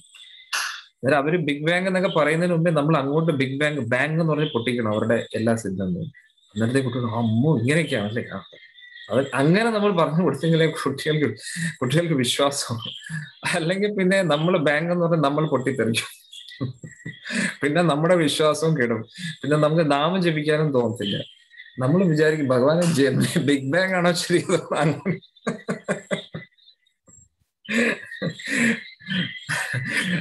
അങ്ങനെ കുറെ പ്രശ്നങ്ങളുണ്ട്. കാരണം എല്ലാത്തിനും വിശ്വാസമാണല്ലോ മെയിൻ ആയിട്ടുള്ളത്. അതായത് നമ്മൾ പഠിക്കുന്നതിൽ വിശ്വാസം ഇല്ലെങ്കിൽ പിന്നെ വലിയ പ്രശ്നമാണ്. അതുകൊണ്ട് വിശ്വാസത്തെ ഉറപ്പിക്കേണ്ടത് വളരെ ഇമ്പോർട്ടന്റ് ആണ്. അന്നേരം പിന്നെ പൊതുവെ തർക്കിക്കുന്ന സമയത്ത് ഒരാളുമായിട്ട് നമ്മൾ തർക്കിക്കുമ്പോൾ ആ പറയുന്ന ആളുടെ ഭാഷ നമ്മൾ മനസ്സിലാക്കി എങ്കിലേ നമുക്ക് തർക്കിക്കാൻ പറ്റൂ അല്ലെ? ആ ഒരു പോയിന്റിനെ കട്ട് ചെയ്യാൻ പറ്റും. നമ്മൾ പറയുന്ന അവർക്ക് മനസ്സിലാവുന്നില്ല, അവർ പറയുന്നത് നമുക്ക് പിന്നെ എങ്ങനെയാണ് അത് ഒരിക്കലും ഒരു ഇതിലെത്തത്തില്ല. മനസ്സിലായി? അതാണ് മെയിൻ പ്രശ്നം. മോഡേൺ സയൻസിലുള്ളവരൊക്കെ അവരുടെ ലാംഗ്വേജ് ആണ് സംസാരിക്കുന്നത്, വേർഡ് ജഗ്ലറി. ഒരു സാധാരണക്കാർ യൂസ് ചെയ്യുന്ന ഭാഷയല്ല അവർ സംസാരിക്കുന്നത്. പിന്നെ ഭാഗ്യത്തിന് നമ്മൾ പുരാണങ്ങളും ശാസ്ത്രമൊന്നും പഠിക്കാൻ പോകുന്നില്ല. അതുകൊണ്ട് പിന്നെ അല്ലെ നമ്മുടെ കാര്യം പഠിക്കാനും നോക്കുന്നില്ല, അവരുടെ കാര്യം പൂർണ്ണമായിട്ടും അറിയത്തില്ല. നമ്മൾ ഇതിന്റെ ഇടയിലാണ് കിടക്കുന്നത്. അതുകൊണ്ട് നമ്മൾ എന്താ ചെയ്യേണ്ടതെന്ന് വെച്ചാൽ നമ്മൾ രണ്ടും കൂടെ കുറച്ച് പഠിച്ചിട്ട് ഒരു ബേസിക് ആയിട്ടുള്ള, ഒരുപാടൊന്നും പഠിച്ച് നമുക്ക് ചന്ദ്രനിൽ കാലും കുത്താനും താല്പര്യമില്ല അല്ലെ? അതേ സമയത്ത് സ്വർഗലോകത്തിൽ പോയി അപ്സരസുകളുമായിട്ട് നൃത്തമാടാനും താല്പര്യമില്ല. പക്ഷെ കുറച്ചൊക്കെ ഇതൊക്കെ അറിഞ്ഞിരിക്കുന്നത് നല്ലതാണ്. എന്തിനു വേണ്ടി? നമ്മുടെ കുട്ടികൾക്കൊന്നും അത് പറഞ്ഞു കൊടുക്കാനും ഭാരതവർഷം എവിടെയാണെന്ന് മനസ്സിലാക്കാനും അതൊക്കെ വളരെ അത്യാവശ്യമാണ്. ഭാരതീയ സംസ്കാരം എന്താണ്, ഇതൊക്കെ നമ്മൾ മനസ്സിലാക്കുന്നത് നമ്മുടെ വളരെ ഇൻട്രസ്റ്റിംഗുമാണ്. അന്നേരം നമുക്ക് നമ്മുടെ കുട്ടികളോട് നമുക്ക് പ്രൗഡ്ലി പറയാൻ പറ്റും, ഇതൊന്നും ചുമ്മാ കെട്ടുകഥകളല്ല മക്കളെ, ഇതൊന്നും മിത്തോളജി അല്ല, യഥാർത്ഥത്തിൽ നടക്കുന്നതാണ്. ഇത് വീക്ഷണത്തിന്റെ പ്രശ്നമാണ്. അതാണ്ട് ഉറുമ്പിന്റെ ഉദാഹരണം ഇത് ആർക്ക് വേണമെങ്കിലും പറഞ്ഞു കൊടുക്കാവുന്നതാണ്. കാരണം ഐൻസ്റ്റൈൻ തന്നെ പറഞ്ഞ ഇതാണ്. ഒരു ഉറുമ്പിന്റെ വീക്ഷണമല്ല ഒരു മനുഷ്യന്റെ വീക്ഷണം. അതായത് തീർച്ചയായിട്ടും ദേവന്മാര് ഈ മഴകളെയും വെളിച്ചത്തെയും എല്ലാം നിയന്ത്രിക്കുന്ന ദേവന്മാരുടെ വീക്ഷണം എത്ര ഹയർ ആയിരിക്കും. കോമൺ സെൻസ് അല്ലേ? അവർക്ക് തീർച്ചയായിട്ടും നമ്മളെക്കാട്ടിയും ബെറ്റർ പെർസെപ്ഷൻ കാണും. അല്ല നമ്മൾ ഏലിയൻ എന്ന് പറയുമ്പോഴത്തേക്ക് ഇവിടെ കുറച്ച് ഒരു എന്ത് പറയുന്ന കൊമ്പ് അങ്ങനെ ഇല്ലേ സിനിമയിലൊക്കെ കാണിക്കുന്ന പോലെ അങ്ങനെയൊന്നും അല്ല ഏലിയൻസ് എന്ന് പറഞ്ഞാൽ. ഏലിയൻസ് എന്ന് പറഞ്ഞാൽ നമ്മളെക്കാട്ടി എത്രയോ സുന്ദരന്മാരാണ് ദേവന്മാരൊക്കെ എന്ന് പറയുന്നത്. They are very handsome. അവർക്ക് വേർപ്പില്ല, ദുർഗന്ധമില്ല, മേക്കപ്പ് ചെയ്യേണ്ട ആവശ്യമില്ല, ഓൾഡ് ഏജ് ഇല്ല. നമ്മുടെ അത്ര പെർഫെക്റ്റ് ആണ് അവരുടെ ബോഡി എന്നൊക്കെ പറയുന്നത്. അന്നേരം അതൊന്നും നമുക്ക് ഇമാജിൻ പോലും ചെയ്യാൻ പറ്റത്തില്ല. അന്നേരം അത്രയ്ക്ക് ഹയർ ആണ് അവരുടെ വിഷനും പെർസെപ്ഷനും ഒക്കെ. അന്നേരം അതൊന്നും മോഡേൺ ജനറേഷൻ അൺഫോർച്ചുനേറ്റ്ലി അറിയുന്നില്ല. അത് കുഴപ്പമില്ല. എന്തായാലും നമുക്ക് വിഷയത്തിലേക്ക് കടക്കാം. അന്നേരം രണ്ട് കോൺസെപ്റ്റ് ആണ് നമ്മൾ മനസ്സിലാക്കേണ്ടത്. ഈ സ്റ്റാർസും പ്ലാനറ്റ്സും ഇതൊക്കെ മോഡേൺ സയൻസ് അനുസരിച്ച് പറയുന്നത് ബിഗ് ബാങ് അനുസരിച്ചാണ് വരുന്നത്. അതേ സമയത്ത് ചാൾസ് ഡാർവിൻ പറയുന്ന ഒറിജിൻ ഓഫ് സ്പീസീസ് നമ്മൾ യൂണിസെല്ലുലർ ലിവിങ് ഓർഗാനിസത്തിൽ നിന്ന് ഒരു സെല്ലുള്ള അങ്ങനെ ഏറ്റവും ചെറുതായിട്ടുള്ള മൈക്രോ ഓർഗാനിസത്തിൽ നിന്ന് തുടങ്ങി അങ്ങനെ തുടങ്ങി എന്നാണ് പറയുന്നത്. ആരെങ്കിലും ബയോളജി ഫീൽഡിൽ നിന്ന് ആരെങ്കിലും ഉണ്ടോ ഇവിടെ? ബയോളജി ഒരാളുണ്ട്. യെസ്, ജനനി മാധവ്. യെസ്, അൺമ്യൂട്ട് ചെയ്യും മാധവ്. ബയോളജി ഗ്രാജുവേറ്റ് ആണോ അതോ മാസ്റ്റർ? അല്ല പ്രഭുജി, ഞാൻ ആക്ച്വലി BSc നഴ്സിംഗ് കഴിഞ്ഞു. പക്ഷെ ഇപ്പം അതിൽ നിന്ന് മാറിയിട്ട് സ്പെഷ്യൽ എഡ്യൂക്കേഷൻ ഫീൽഡിലോട്ടായിട്ട് B.Ed ചെയ്യുവാണ് ഇപ്പോൾ. ഓക്കെ, അന്നേരം എന്തായിരിക്കും പ്രൊഫഷൻ? പ്രൊഫഷൻ ഹിയറിംഗ് ഇമ്പയർഡ് ആയിട്ടുള്ള കുട്ടികളെ പഠിപ്പിക്കുന്ന പ്രൊഫഷനാണ്. Oh, wonderful, very nice, great service, selfless service, very good. അന്നേരം ആ ബയോളജി അനുസരിച്ച് എന്താണ് പറയുന്നത്? ക്രിയേഷനെ കുറിച്ച് എന്തെങ്കിലും അങ്ങനെ ഉണ്ടോ? ഡീറ്റെയിൽ ആയിട്ടുണ്ടോ? ചാൾസ് ഡാർവിൻ്റെതാണ് എനിക്ക് ഓർമ്മയുള്ളത് പ്രഭുജി. ഒരു യൂണിസെല്ലുലാർ ആദ്യം വാട്ടറിൽ നിന്ന് യൂണിസെല്ലുലാർ, അതിൽ നിന്ന് ബാക്കിയുള്ളത് പരിണമിച്ച് മനുഷ്യനിലെത്തി എന്നുള്ള ഒരിതാണ്. നാച്ചുറൽ സെലക്ഷൻ എന്താണെന്ന് നാച്ചുറൽ സെലക്ഷൻ ഇപ്പം നമ്മുടെ ഇപ്പൊ ഒരു ജീവി സമൂഹം എടുക്കുവാണെങ്കിൽ അതിൽ കേപ്പബിലിറ്റി ഉള്ളവർ എക്സിസ്റ്റ് ചെയ്യും, അല്ലാതുള്ളവര് നശിച്ചു പോകും എന്നുള്ളതാണെന്ന് തോന്നുന്നത്. ഇത് മനസ്സിലായി എല്ലാവർക്കും ഒരുവിധം? അതായത് സാഹചര്യം അനുസരിച്ച് ഓരോ ജീവജാലങ്ങളും ആ സാഹചര്യം അനുസരിച്ച് അഡാപ്റ്റ് ചെയ്യാൻ പഠിക്കണം. അങ്ങനെ അഡാപ്റ്റ് ചെയ്യാൻ പഠിക്കുന്ന ജീവജാലങ്ങൾ രക്ഷപ്പെടും, അല്ലാത്തവരൊക്കെ പോകും. അതല്ലേ മതി? കറക്റ്റ്. സിറ്റുവേഷൻ അനുസരിച്ച് അവർക്ക് അവരുടെ ഇത് അഡാപ്റ്റ് ചെയ്യാൻ പഠിക്കണം. അങ്ങനെയുള്ള ജീവജാലങ്ങൾ മാത്രം എക്സിസ്റ്റ് ചെയ്യും, കണ്ടിന്യൂ ചെയ്യും, ജീവനോടെ നിലനിൽക്കും, അവരുടെ വംശം നിലനിൽക്കും, അല്ലാത്തവരുടെ വംശമൊക്കെ നശിച്ചു പോകും. അങ്ങനെ ഒരു കോൺസെപ്റ്റാണ് നാച്ചുറൽ സെലക്ഷൻ എന്ന് പറയുന്നത്. ഇത് ക്ലിയർ ആവും എല്ലാവർക്കും? ഇത് നമുക്ക് കുറച്ചും കൂടെ വിശദമായിട്ട് പഠിക്കാം.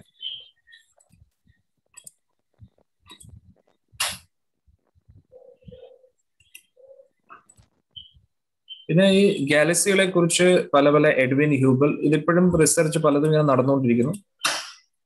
അന്നേരം ഇതാണ് നമ്മൾ കഴിഞ്ഞ പ്രാവശ്യം ചർച്ച ചെയ്തത്. ഇവിടെ ഒരു പോയിന്റിൽ നിന്നാണ് എല്ലാം തുടങ്ങുന്നത്. നമ്മൾ ഈ കാണുന്ന ഗ്രഹവ്യൂഹങ്ങളും എല്ലാം ഒറ്റ സ്ഥലത്തായിരുന്നു എന്നാണ് പറയുന്നത്. ഒറ്റ സ്ഥലത്ത്.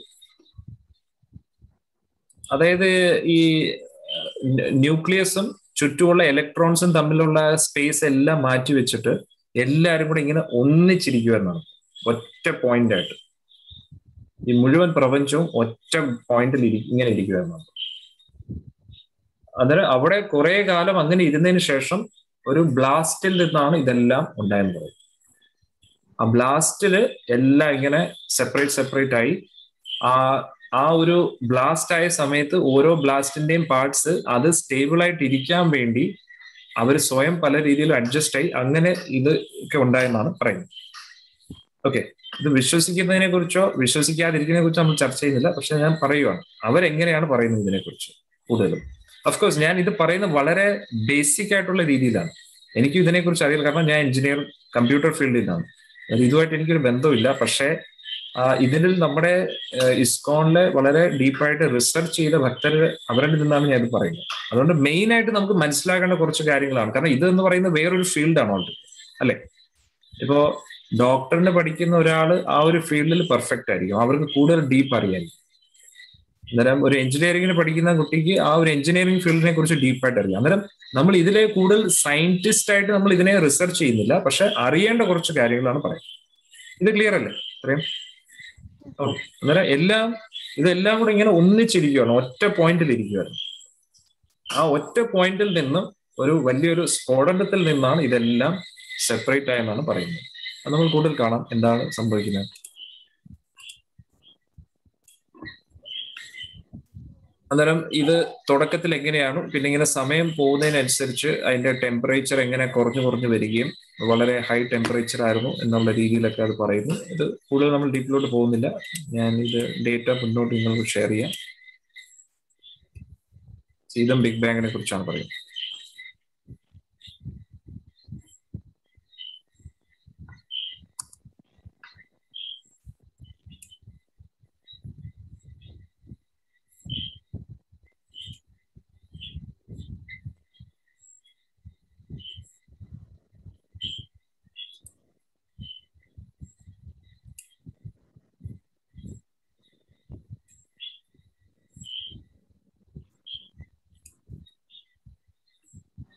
സോ ഇതനുസരിച്ച് 13.7 ബില്യൺ ഇയേഴ്സ് അതാണ് അതിന്റെ തുടക്കം പറയുന്നത്, സൃഷ്ടി തുടങ്ങിയതിന്റെ.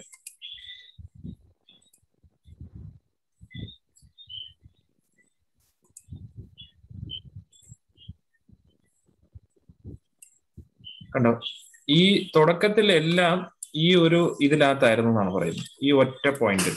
ഇപ്പൊ നിങ്ങൾ കണ്ടുകൊണ്ടിരിക്കുന്ന അതേപോലെ ഈ ഒരു പോയിന്റിലായിരുന്നു എല്ലാം, ഒരു സിംഗുലാരിറ്റിയിൽ. അതാണ് അവർ പറയുന്നത്. ഇനി എന്താ സംഭവിക്കും നോക്ക്. ഒന്നും അനങ്ങാതെ ഇങ്ങനെ ഇരിക്കുമായിരുന്നു,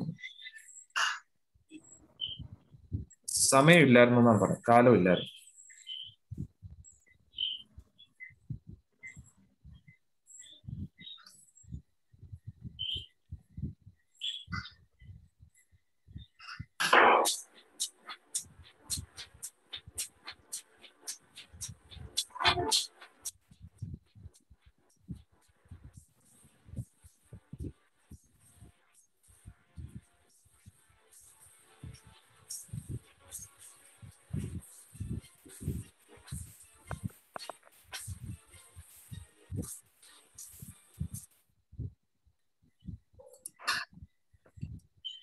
എങ്ങനെയുണ്ട്? നല്ല കാൽപ്പനിക കഥ അല്ലേ? അങ്ങനെ എല്ലാവരും ഇങ്ങനെ ഒന്നിച്ചിരിക്കുന്നു, പെട്ടെന്നൊരു സ്ഫോടനം ഉണ്ടായി, അങ്ങനെയാണ് ഇതെല്ലാം ഉണ്ടായിരുന്നത്. എത്ര പേർക്ക് വിശ്വസിക്കാൻ പറ്റുന്നുണ്ട് ഇത്? ഹരേ കൃഷ്ണ.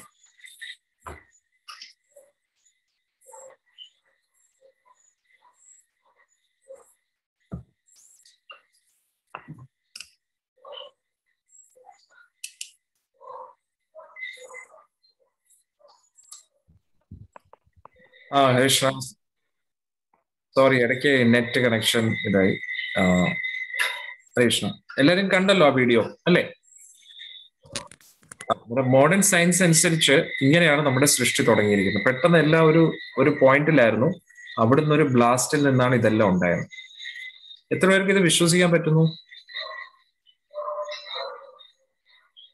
അല്ലെ? വളരെ ഡിഫിക്കൽട്ട് ആണ് ഇത് എങ്ങനെയാ നടക്കുന്നത് അല്ലെ? പക്ഷെ ഇതിന്റെ മുകളിൽ PhD ഒക്കെ നടക്കുന്നുണ്ട്. അന്നേരം അവരെ നമുക്ക് വെറുതെ അവര് മണ്ടനാണെന്നൊന്നും നമുക്ക് പറയാൻ പറ്റില്ല അല്ലെ? എന്തെങ്കിലും അതിന്റെ പുറകെ റിസർച്ച് ഒക്കെ ഉണ്ട്. ചിലപ്പോൾ നമുക്ക് അതിന്റെ ഒരു ടേംസ് മനസ്സിലാവാത്തത് കൊണ്ടൊക്കെയാണ് അല്ലെ? അന്നേരം അതേപോലെ തന്നെ നമ്മുടെ വൈദിക സംസ്കാരവും കണ്ടിട്ട് പെട്ടെന്ന് ആൾക്കാർ പറയും, ഇതൊക്കെ ഒന്നും വിശ്വസിക്കാൻ പറ്റുന്നില്ല അല്ലെ? നമ്മൾ പറയുവാണ് ഭഗവാന്റെ നാഭിയിൽ നിന്നാണ് പത്മം വന്നതെന്ന് പറയുമ്പോൾ ഇതൊന്നും വിശ്വസിക്കാൻ പറ്റും, അങ്ങനെ ആൾക്കാർ പറയും അല്ലെ?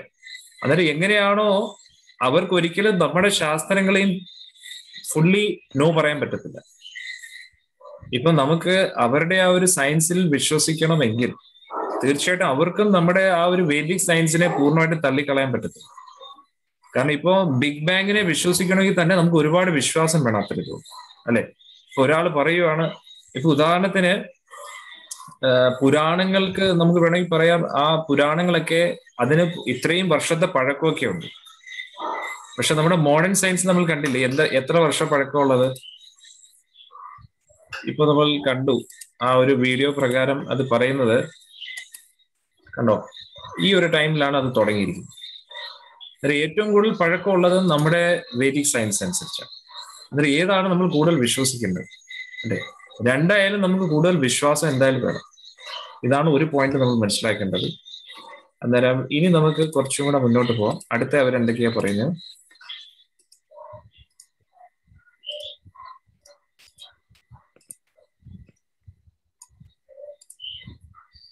ഇതാണ്. എല്ലാവർക്കും കാണാൻ പറ്റുന്നുണ്ടോ സ്ക്രീൻ?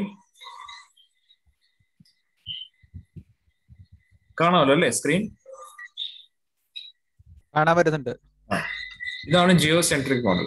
അതായത് എർത്ത് മൂവ് ആവുന്നില്ല, മൂൺ അതുകൂടാതെ സൺ ബാക്കിയുള്ള പ്ലാനറ്റ്സ് ഒക്കെ ഇങ്ങനെ റൊട്ടേറ്റ് ചെയ്യും. ഇത് Helio centric model. Helio centric model sense സൂര്യൻ ഇങ്ങനെ നിൽക്കുന്നു, പിന്നെ എർത്തിന് ചുറ്റും മൂൺ കറങ്ങുന്നു, ഇങ്ങനെയൊക്കെയാണ്. പിന്നെ വേറൊരു കാര്യം നിങ്ങൾ ശ്രദ്ധിച്ചു കഴിഞ്ഞാൽ ഇവിടെ ഓക്കെ, അത് മുന്നോട്ട് പറയും, അത് നമുക്ക് നോക്കാം.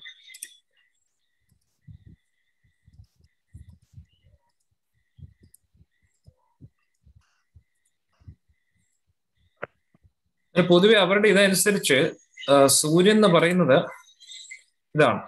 ഇത് നാഷണൽ ജിയോഗ്രഫിക് ചാനലിലൊക്കെ വന്നൊരു വീഡിയോ ആണ്.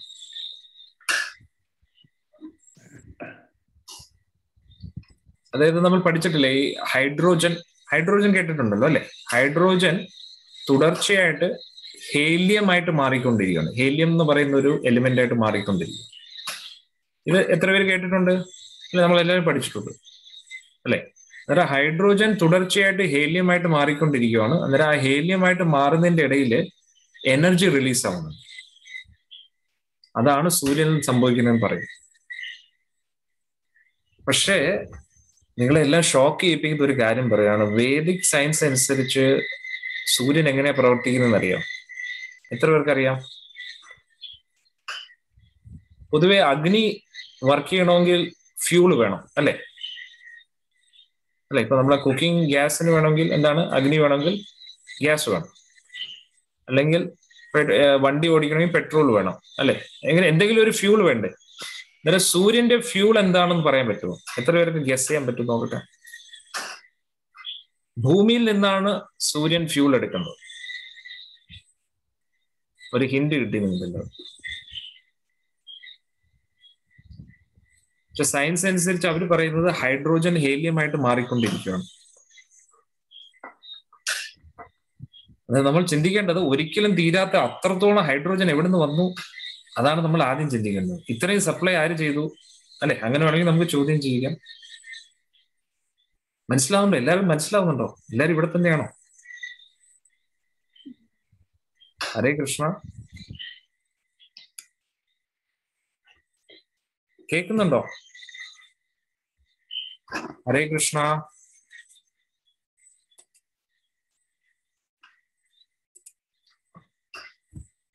ഹരേ കൃഷ്ണ, കേൾക്കാമോ? ഹരേ കൃഷ്ണ ഹരേ കൃഷ്ണ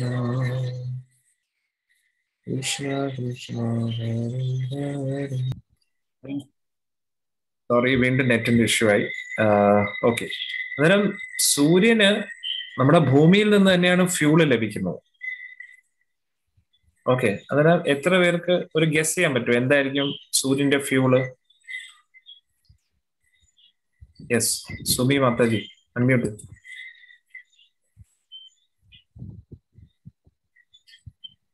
അൺമ്യൂട്ട് ചെയ്താൽ മതി.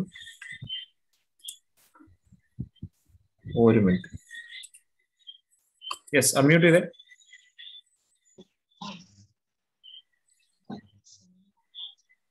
കേൾക്കുന്നില്ല. കേൾക്കാൻ പറ്റുന്നുണ്ടോ പ്രഭു? ഇപ്പം പറഞ്ഞേ. വാട്ടർ, വെള്ളത്തിൽ നിന്നാണെന്നാണ്. Very good. വെള്ളമാണ് സൂര്യന്റെ ഫ്യൂൾ എന്നാണ് പറയുന്നത്. ആലോചിച്ചോളൂ, നമുക്ക് വിശ്വസിക്കാൻ പറ്റുമോ? സൂര്യൻ ഈ പ്രപഞ്ചത്തിലുള്ള ജലത്തെ ഉപയോഗിച്ചുകൊണ്ടാണ് സൂര്യന്റെ രഥം ഓടുന്നതും സൂര്യന്റെ ആ ഒരു ഗ്രഹവ്യൂഹം, സൂര്യന്റെ ആ ശക്തി നിലനിർത്തുന്നത്. എത്ര പേർക്ക് വിശ്വസിക്കാൻ പറ്റുന്നു?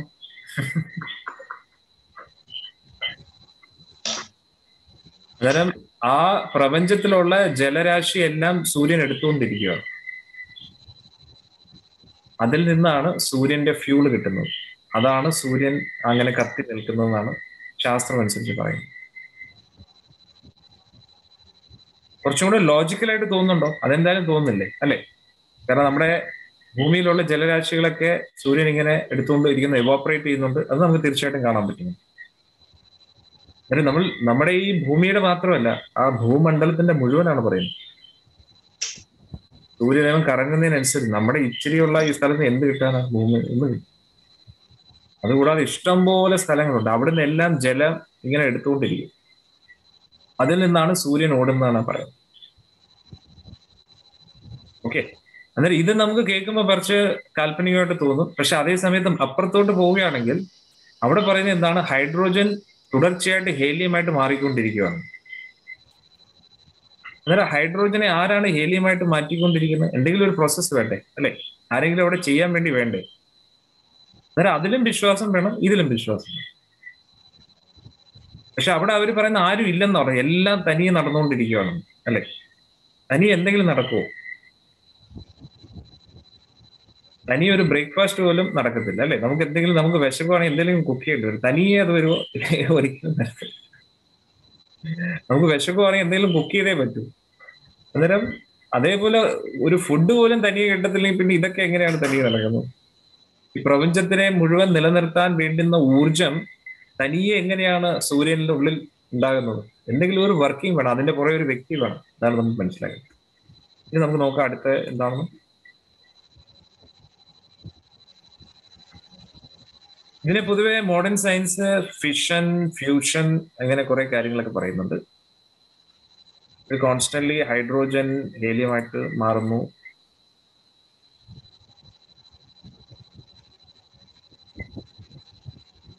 ഇനി ഇതനുസരിച്ച് നമ്മൾ നോക്കുകയാണെങ്കിലും ഇപ്പൊ സോലാർ സിസ്റ്റമിന്റെ മോഡൽ തന്നെ നമ്മൾ നോക്കുകയാണെങ്കിലും അതിലെല്ലാം കറക്റ്റ് ഒരു ഓർബിറ്റ് ഇങ്ങനെ കാണിക്കുന്നു അല്ലെ. കറക്റ്റ് ഒരു ഓർബിറ്റ്, എന്നിട്ട് ആ കറക്റ്റ് ഓർബിറ്റിലൂടെയാണ് ഈ പ്ലാനറ്റ്സ് എല്ലാം പോകുന്നത്. ഒന്ന് ആലോചിച്ച് നോക്കൂ. നമ്മൾ കഴിഞ്ഞ ഇതിലും നമ്മൾ ഇത് ചർച്ച ചെയ്തിരുന്നു. നമ്മളൊരു ഡ്രൈവിംഗ് ലൈസൻസിന് വേണ്ടി പോകണമെങ്കിൽ ഒരു എച്ച് വരയ്ക്കാൻ തന്നെ നമ്മൾ ഇഷ്ടം പോലെ കഷ്ടപ്പെടും അല്ലെ. അന്നേരത്തെ ഈ ഓർബിറ്റ്സ്, പ്ലാനറ്റ്സ് എല്ലാം കറക്റ്റ് ആയിട്ട് ഓർബിറ്റിൽ ഒന്നും തെറ്റാതെ കറക്റ്റ് ആയിട്ട് പോകണമെങ്കിൽ അവരുടെ ഓർബിറ്റ് ഒരിക്കലും തെറ്റൊന്നുമില്ല. അന്നേരം എങ്ങനെയാണത് തനിയെ അത് അങ്ങനെ ആകുന്നത്? എങ്ങനെയാണ് തനിയെ എന്തെങ്കിലും നടക്കുമോ? ഒരിക്കലും നടക്കത്തില്ല. അന്നേരം തീർച്ചയായിട്ടും അതിന്റെ പുറകെ ഒരു വ്യക്തി ഉണ്ട് എന്നത് വളരെ കോമൺ സെൻസ് ആയിട്ടുള്ള ഒരു ലോജിക്കൽ ആയിട്ടുള്ള കാര്യമാണ്. പക്ഷെ ഇവർ പറയുന്നത് ഗ്രാവിറ്റി അഡ്ജസ്റ്റ്മെന്റ് ആണ്. ശരി, ഗ്രാവിറ്റി അഡ്ജസ്റ്റ്മെന്റ് ആണെങ്കിലും എന്തുകൊണ്ട് അത് അഡ്ജസ്റ്റ് ആയിട്ട് നിൽക്കുന്നു? പൊതുവെ നമ്മൾ ഈ ലോകത്തിൽ എന്തിന്റെ പുറകിലും ഒരു സിസ്റ്റമും ഓർഡറും ഒരു പ്രത്യേക ഒരു സിസ്റ്റമാറ്റിക് വേയിൽ നടക്കുന്നതായിട്ട് എന്ത് കണ്ടാലും അതിന്റെ പുറകെ ഒരു വ്യക്തി കാണും അല്ലെ. ഉറപ്പാണോ അല്ലേ? പൊതുവെ ഒരു വീട്ടിനകത്ത് കയറി ചെല്ലുമ്പോ അല്ലെ, ബാച്ചിലേഴ്സിന്റെ വീട്ടിൽ കയറി ചെന്നാൽ നമുക്ക് അറിയാൻ പറ്റും അല്ലെ. എല്ലാം അങ്ങോട്ടും ഇങ്ങോട്ടും താറുമാറായിട്ട് ഇരിക്കുന്നത് അല്ലെ. തുണികളൊക്കെ അങ്ങോട്ടും ഇങ്ങോട്ടും. അന്നേരം അതിന്റെ അർത്ഥം എന്താണ്? ആരും ഇല്ല ഇവിടെ.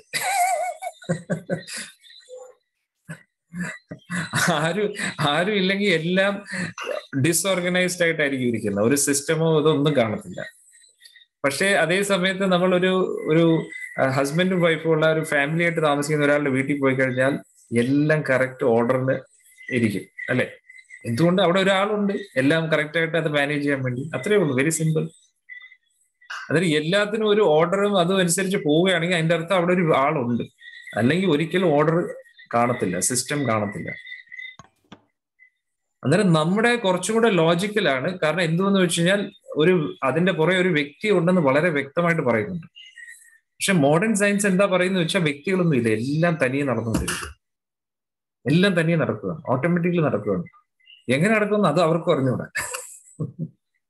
അതിനവർ പറയുന്നത് ഈ ഒരു കാൽക്കുലേഷൻ അനുസരിച്ച് മാത്തമാറ്റിക്കൽ ഫോർമുല കാണിച്ചിട്ട് നമ്മൾ പറയും ഇതാണ്ട് ഇത് കാരണം, ഈ ഫോർമുല കാരണം, ഇത് കാരണം ഇങ്ങനെ കൊള്ളാൻ കേട്ടോ എന്ന് പറഞ്ഞിട്ട് നമ്മൾ പിന്നെ കൂടുതലൊന്നും ചോദിക്കാൻ അങ്ങോട്ട് ബുദ്ധിമുട്ടില്ല. കാരണം തല പോകും ഈ ഫോർമുലയൊക്കെ കാണുമ്പോൾ അല്ലേ. അതാണ് പൊതുവെ നടക്കുന്നത്. അന്നേരം ഈ ഫോർമുല ഉപയോഗിച്ചുകൊണ്ട് അവര് അത് നടക്കുന്നതിന്റെ മാത്തമാറ്റിക്കൽ ഫോർമുലയാണ് പറയുന്നത്. പക്ഷെ അതിന്റെ പുറകിലുള്ള സോഴ്സ് അവർ പറയുന്നില്ല, റീസൺ പറയുന്നില്ല. മനസ്സിലാവുന്നുണ്ടോ? ഇത് ക്ലിയർ ആവുന്നുണ്ടോ? ഇത് അവര് എന്തുകൊണ്ട് ഇത് നടക്കുന്നു എന്ന് പറയുന്നില്ല. അവർ പറയുന്നു ഈ കാരണത്താൽ ഇത് നടക്കുന്നു. ഇപ്പൊ ഹൈഡ്രോജൻ ഹീലിയം ആവുന്നു, പക്ഷെ എന്തുകൊണ്ട് ഹൈഡ്രോജൻ ഹീലിയം ആവുന്നു അടിസ്ഥാനപരമായിട്ട് അങ്ങനെ പോകുമ്പോഴത്തേക്ക് ഒരു പ്രോപ്പർ ഒരു റീസൺ കിട്ടുന്നില്ല, ഒരു ലോജിക്കൽ കൺക്ലൂഷൻ എത്തുന്നില്ല. എന്നിട്ട് ഇവർ പറയുന്നത് നമ്മൾ റിസർച്ച് ചെയ്തുകൊണ്ടിരിക്കുകയാണ് അല്ലെ. ആ ഉടൻ തന്നെ അതൊക്കെ കണ്ടുപിടിക്കുന്നതാണ്. കണ്ടുപിടിക്കുമ്പോഴത്തേക്ക് നമ്മളിവിടെ ഒന്നും കാണത്തില്ല അല്ലെ. അന്നേരത്തേക്ക് അടുത്ത തലമുറ വരും, നമ്മൾ പോകുമ്പോഴത്തേക്ക് അവർ കണ്ടുപിടിക്കും. അന്നേരം കണ്ടുപിടിച്ചുകൊണ്ട് ഇരിക്കുന്ന ആളും ഇവിടെ കാണത്തില്ല അല്ലെ. പുതിയ ആൾക്കാർ വന്നിട്ട് വീണ്ടും ഇങ്ങനെ കണ്ടുപിടിച്ചുകൊണ്ടിരിക്കും. അങ്ങനെയാണ് ഇത്രയും കാലമായിട്ടൊക്കെ നമ്മൾ വർഷങ്ങൾ തള്ളി നീക്കിയിരിക്കുന്നത്. ഇത് ക്ലിയർ ആണ് എല്ലാവർക്കും അല്ലെ? ഉറക്കം വരുന്നോ എല്ലാവർക്കും? വളരെ ഡ്രൈ ആണ് എനിക്കറിയാം, പക്ഷെ എന്ത് ചെയ്യാൻ പറ്റും? ഇതൊക്കെ നമ്മൾ പഠിച്ചേ പറ്റൂ. ഇതൊക്കെയാണ് പാവം കുട്ടി ഓർക്കണം, നിങ്ങളുടെ കുട്ടികളെ ഇതൊക്കെയാണ് പഠിക്കുന്നത്. മാർക്ക് പറയുമ്പോൾ ഉടനെ പഠിക്കണം, എന്താണ് നീ പഠിക്കുന്നത്? പാവങ്ങൾ ഇതൊക്കെയാണ് പഠിക്കേണ്ടത്. ഒരു ലോജിക്കും ഇല്ലാത്ത കാര്യം. ഇതൊക്കെ എഴുതിയെങ്കിലേ അവർക്ക് മാർക്ക് കിട്ടും. ആലോചിച്ചു, നമ്മൾ അവരെ ഓർത്ത് സഹകരിപ്പിക്കണം അല്ലേ? ഇനി അടുത്ത നോക്കാം നമുക്ക്.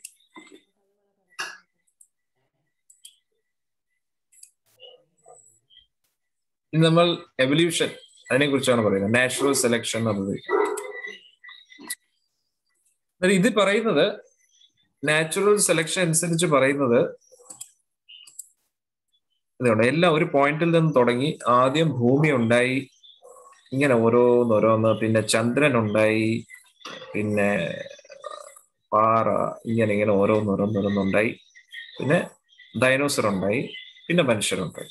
ഇങ്ങനെയാണ് പറയുന്നത്. ഈ ഒരു രീതിയിലാണ് അവർ പറയുന്നത്. അന്നേരം ആദ്യം യൂണിസെല്ലുലർ ആയിരുന്നു, മൾട്ടി സെല്ലുലറായി, പിന്നെ ഇങ്ങനെ നമ്മൾ അങ്ങനെ വളർന്ന് വളർന്ന് വളർന്ന് വളർന്ന് നമ്മൾ മനുഷ്യരായി അല്ലെ? ഡൈനോസറിൽ നിന്ന് നേരെ മനുഷ്യരായിട്ട് ഇങ്ങനെ മാറിയിരിക്കുകയാണ് എന്നാണ് അവർ പറയുന്നത്. പിന്നെ അടുത്ത് നമ്മൾ മുന്നോട്ട് നോക്കാം. ഇതൊക്കെ നമുക്ക് അറിയാവുന്ന കാര്യങ്ങളാണ്.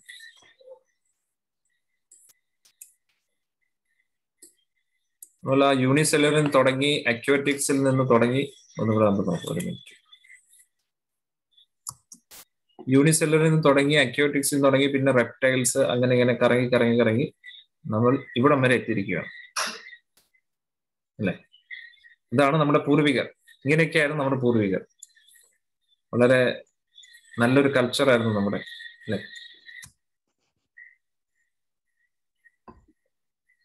സംസ്കാര സമ്പന്നരായിട്ടുള്ള പൂർവികർ.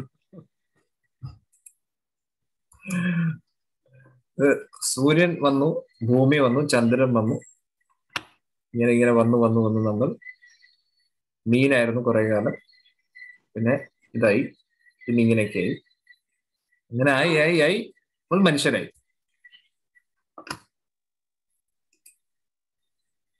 എന്തുകൊണ്ടായെന്ന് ചോദിക്കരുത്, എങ്ങനെയായെന്നും ചോദിക്കരുത്. എങ്ങനെയൊക്കെയോ ആയി ഇവിടം വരെ.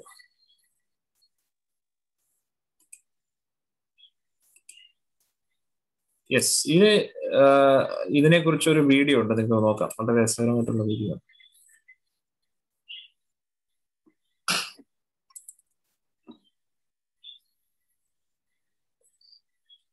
1835 ഈ സംഭവം നടക്കുന്നത്. ഇതാണ് ഡാർവിൻ.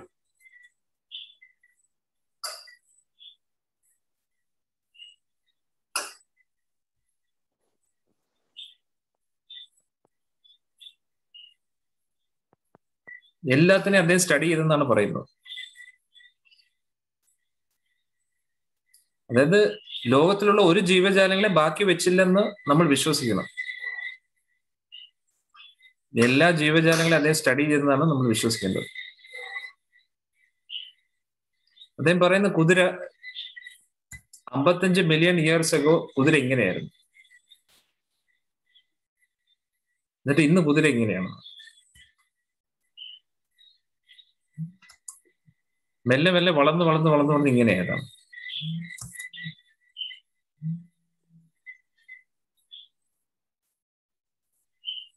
അതിന് അദ്ദേഹം കണ്ടുപിടിച്ച വാക്ക് natural selection, origin of species.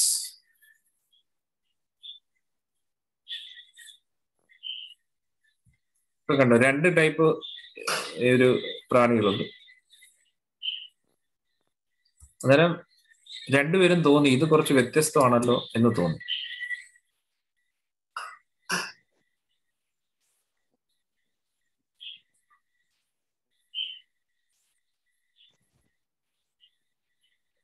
അന്നേരം വ്യത്യസ്തമായിട്ടുള്ള പ്രാണിക്ക് രക്ഷപ്പെടാൻ പറ്റി ആ ഒരു സാഹചര്യത്തിൽ, കാരണം ആ മരത്തിന്റെ അതേ കളറായതുകൊണ്ട്. അന്നേരം ബാക്കി രക്ഷപ്പെട്ട പ്രാണിക്ക് വിചാരിച്ചു, ഓ എനിക്കും ആ കളർ കിട്ടിയിരുന്നെങ്കിൽ കൊള്ളായിരുന്നു അല്ലെ, ഇങ്ങനെ ചിന്തിച്ചു. ഉടൻ തന്നെ എന്തായി, ആ കളറിലുള്ള പുതിയ റീപ്രൊഡക്ഷൻ ഒക്കെ നടന്നു. കൊള്ളാം അല്ലേ, നല്ല രസമുണ്ട്.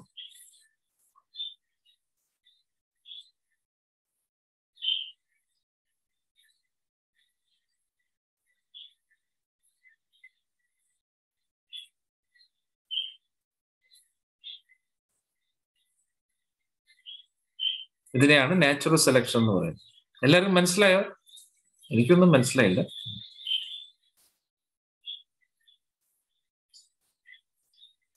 അതേപോലെ നാച്ചുറൽ സെലക്ഷൻ ചെയ്താണ് നമ്മൾ മനുഷ്യർ വന്നിരിക്കുന്നത്.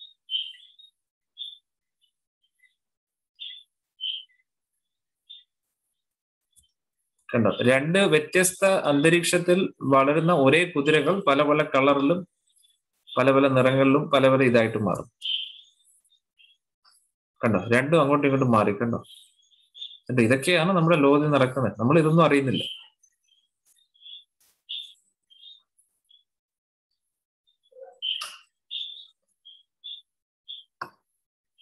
ഇതെല്ലാം കണ്ടുപിടിച്ച മഹാനായിട്ട് വ്യക്തിയാണ് ദേവ്.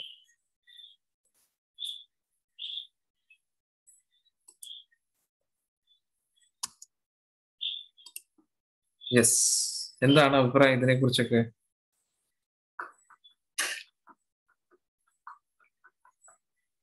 ഇതൊക്കെയാണ് നമ്മുടെ കുട്ടികൾ പഠിക്കുന്നത്. നമ്മൾ അറിയണ്ടേ അവരെ എന്തൊക്കെയാ പഠിക്കുന്നത്, അല്ലെ? ഇതൊക്കെയാണ് പഠിക്കുന്നത്.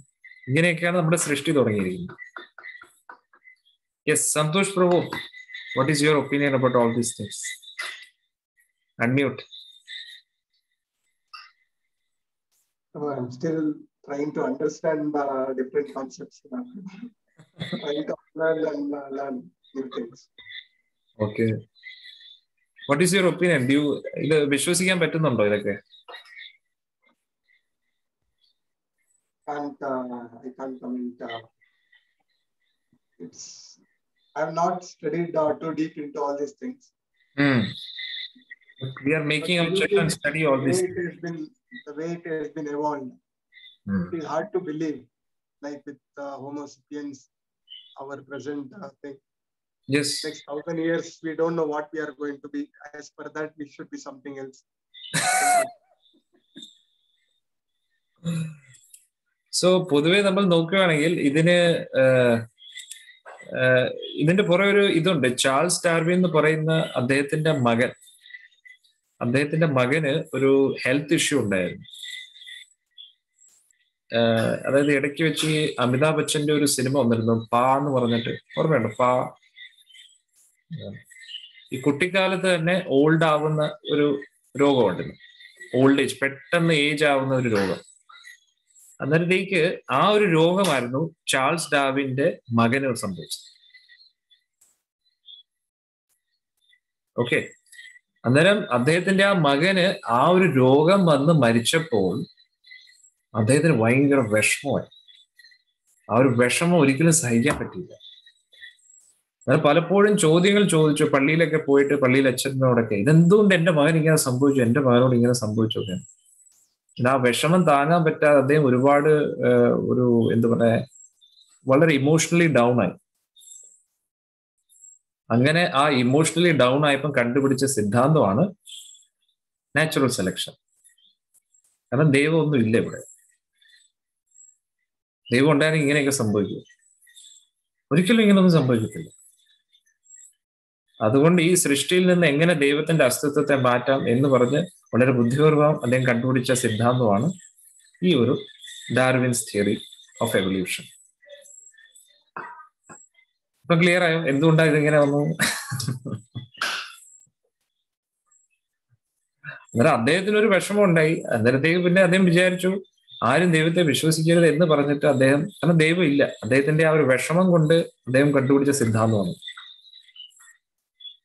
പക്ഷെ ലോജിക്കലി നമ്മൾ നോക്കുകയാണെങ്കിലും ഒരു മനുഷ്യൻ എങ്ങനെയാണ് എല്ലാ സ്പീസീസിലുള്ളവരെ ഇങ്ങനെ റിസർച്ച് ചെയ്യാൻ പറ്റുന്നത്? എല്ലാത്തിനും എങ്ങനെ ഒബ്സർവ് ചെയ്യാൻ പറ്റും? എത്ര ഇലോജിക്കലാണെന്ന് തോന്നുന്നു, നോക്കണേ. പക്ഷെ ഇന്നത്തെ ആൾക്കാരെല്ലാം അതാണ് വേദവാക്യം എന്ന് പറഞ്ഞ് വിശ്വസിക്കുക. പക്ഷെ നമ്മുടെ വൈദിക സംസ്കാരം എന്ന് പറഞ്ഞാൽ അതിനെ ബാക്കപ്പ് ചെയ്യാൻ എത്രയോ ഉപനിഷത്തുകളും പുരാണങ്ങളും അതൊക്കെ ഉണ്ടെന്ന്.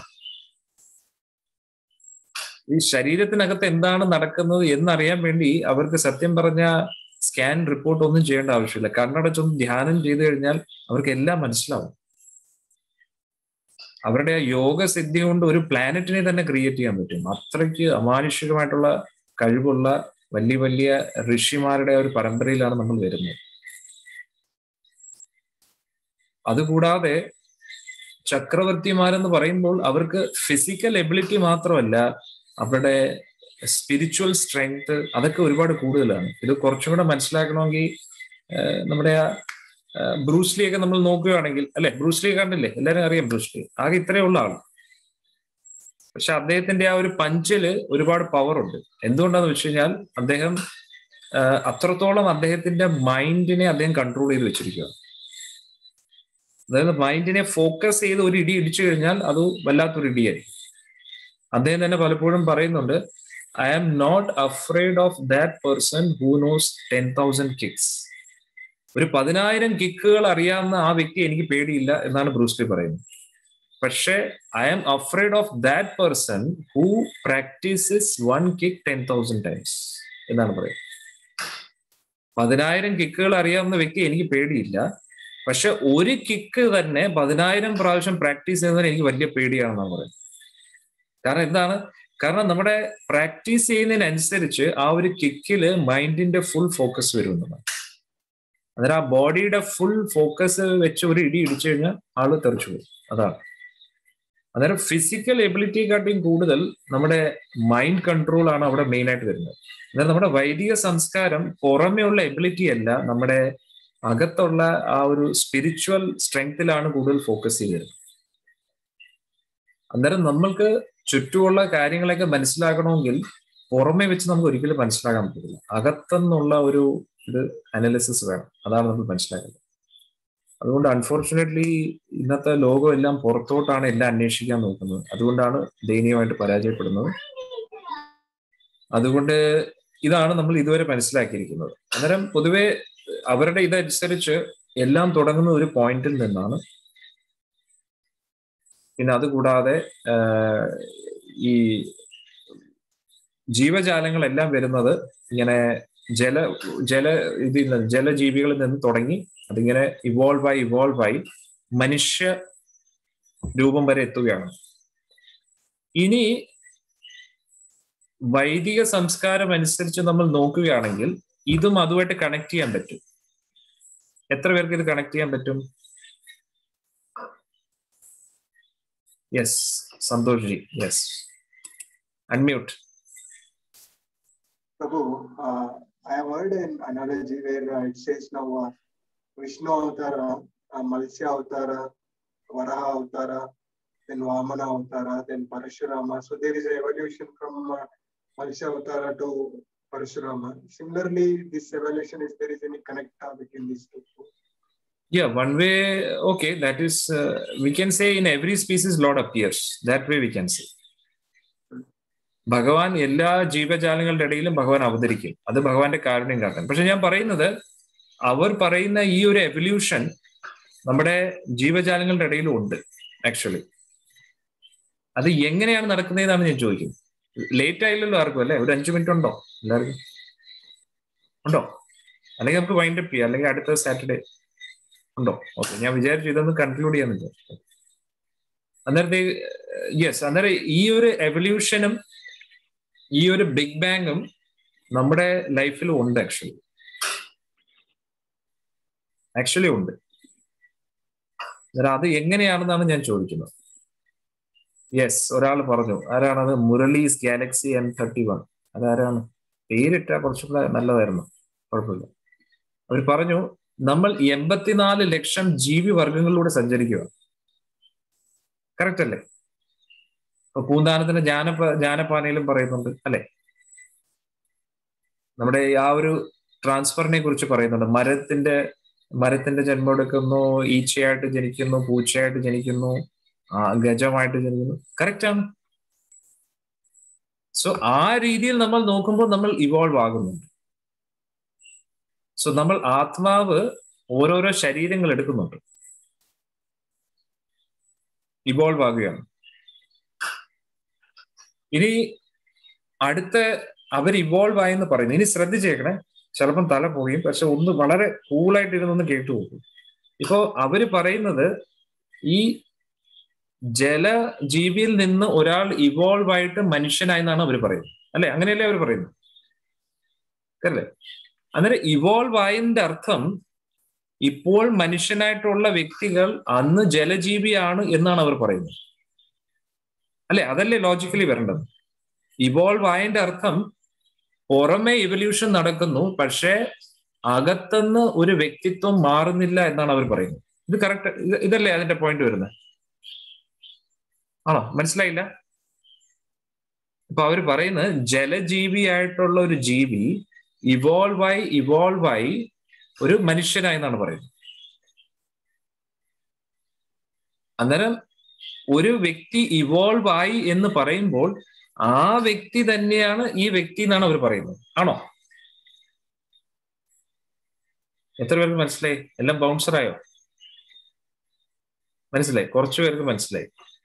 ഇപ്പൊ ഉദാഹരണത്തിന് കുറച്ചു പേർക്ക് മനസ്സിലായി. അന്നേരം ഇപ്പൊ ഉദാഹരണത്തിന് നമ്മൾ കൊച്ചുകുട്ടിയാണ് അല്ലെ, കൈക്കുഞ്ഞായിരുന്ന കുട്ടി ഇപ്പം വലുതായി, ഇപ്പൊ നമ്മൾ യുവാവസ്ഥയിലായി, ഇനി വൃദ്ധാവസ്ഥയിലേക്ക് പോകുന്നു. നമ്മൾ ഇവോൾവ് ആകുമല്ലേ അല്ലെ? കുട്ടിക്കാലം മുതലേ നമ്മൾ ഇവോൾവ് ആയിക്കൊണ്ടിരിക്കുകയാണ് അല്ലെ? പക്ഷെ നമ്മൾ ഒരേ ആളാണ് അല്ലെ? കുട്ടിക്കാലത്തുള്ള വേറെ ആളാണ്, ഇപ്പോഴത്തെ ആള് വേറെയാണ്, ഇനി മുന്നോട്ടുള്ള ആള് വേറെ ആളാണ്. അങ്ങനെയാണോ? അല്ലല്ലോ. ഇത് എത്ര പേർക്ക് മനസ്സിലായി അല്ലെ? അന്നേരം പുറമേ നമ്മൾ ഇവോൾവ് ആകുന്നുണ്ട്, പക്ഷെ വ്യക്തി മാറുന്നില്ല എന്നാണ് അവരും പറയുന്നത്. അതിന്റെ അർത്ഥം എന്താണ്? ആത്മാവുണ്ട് അല്ലെ?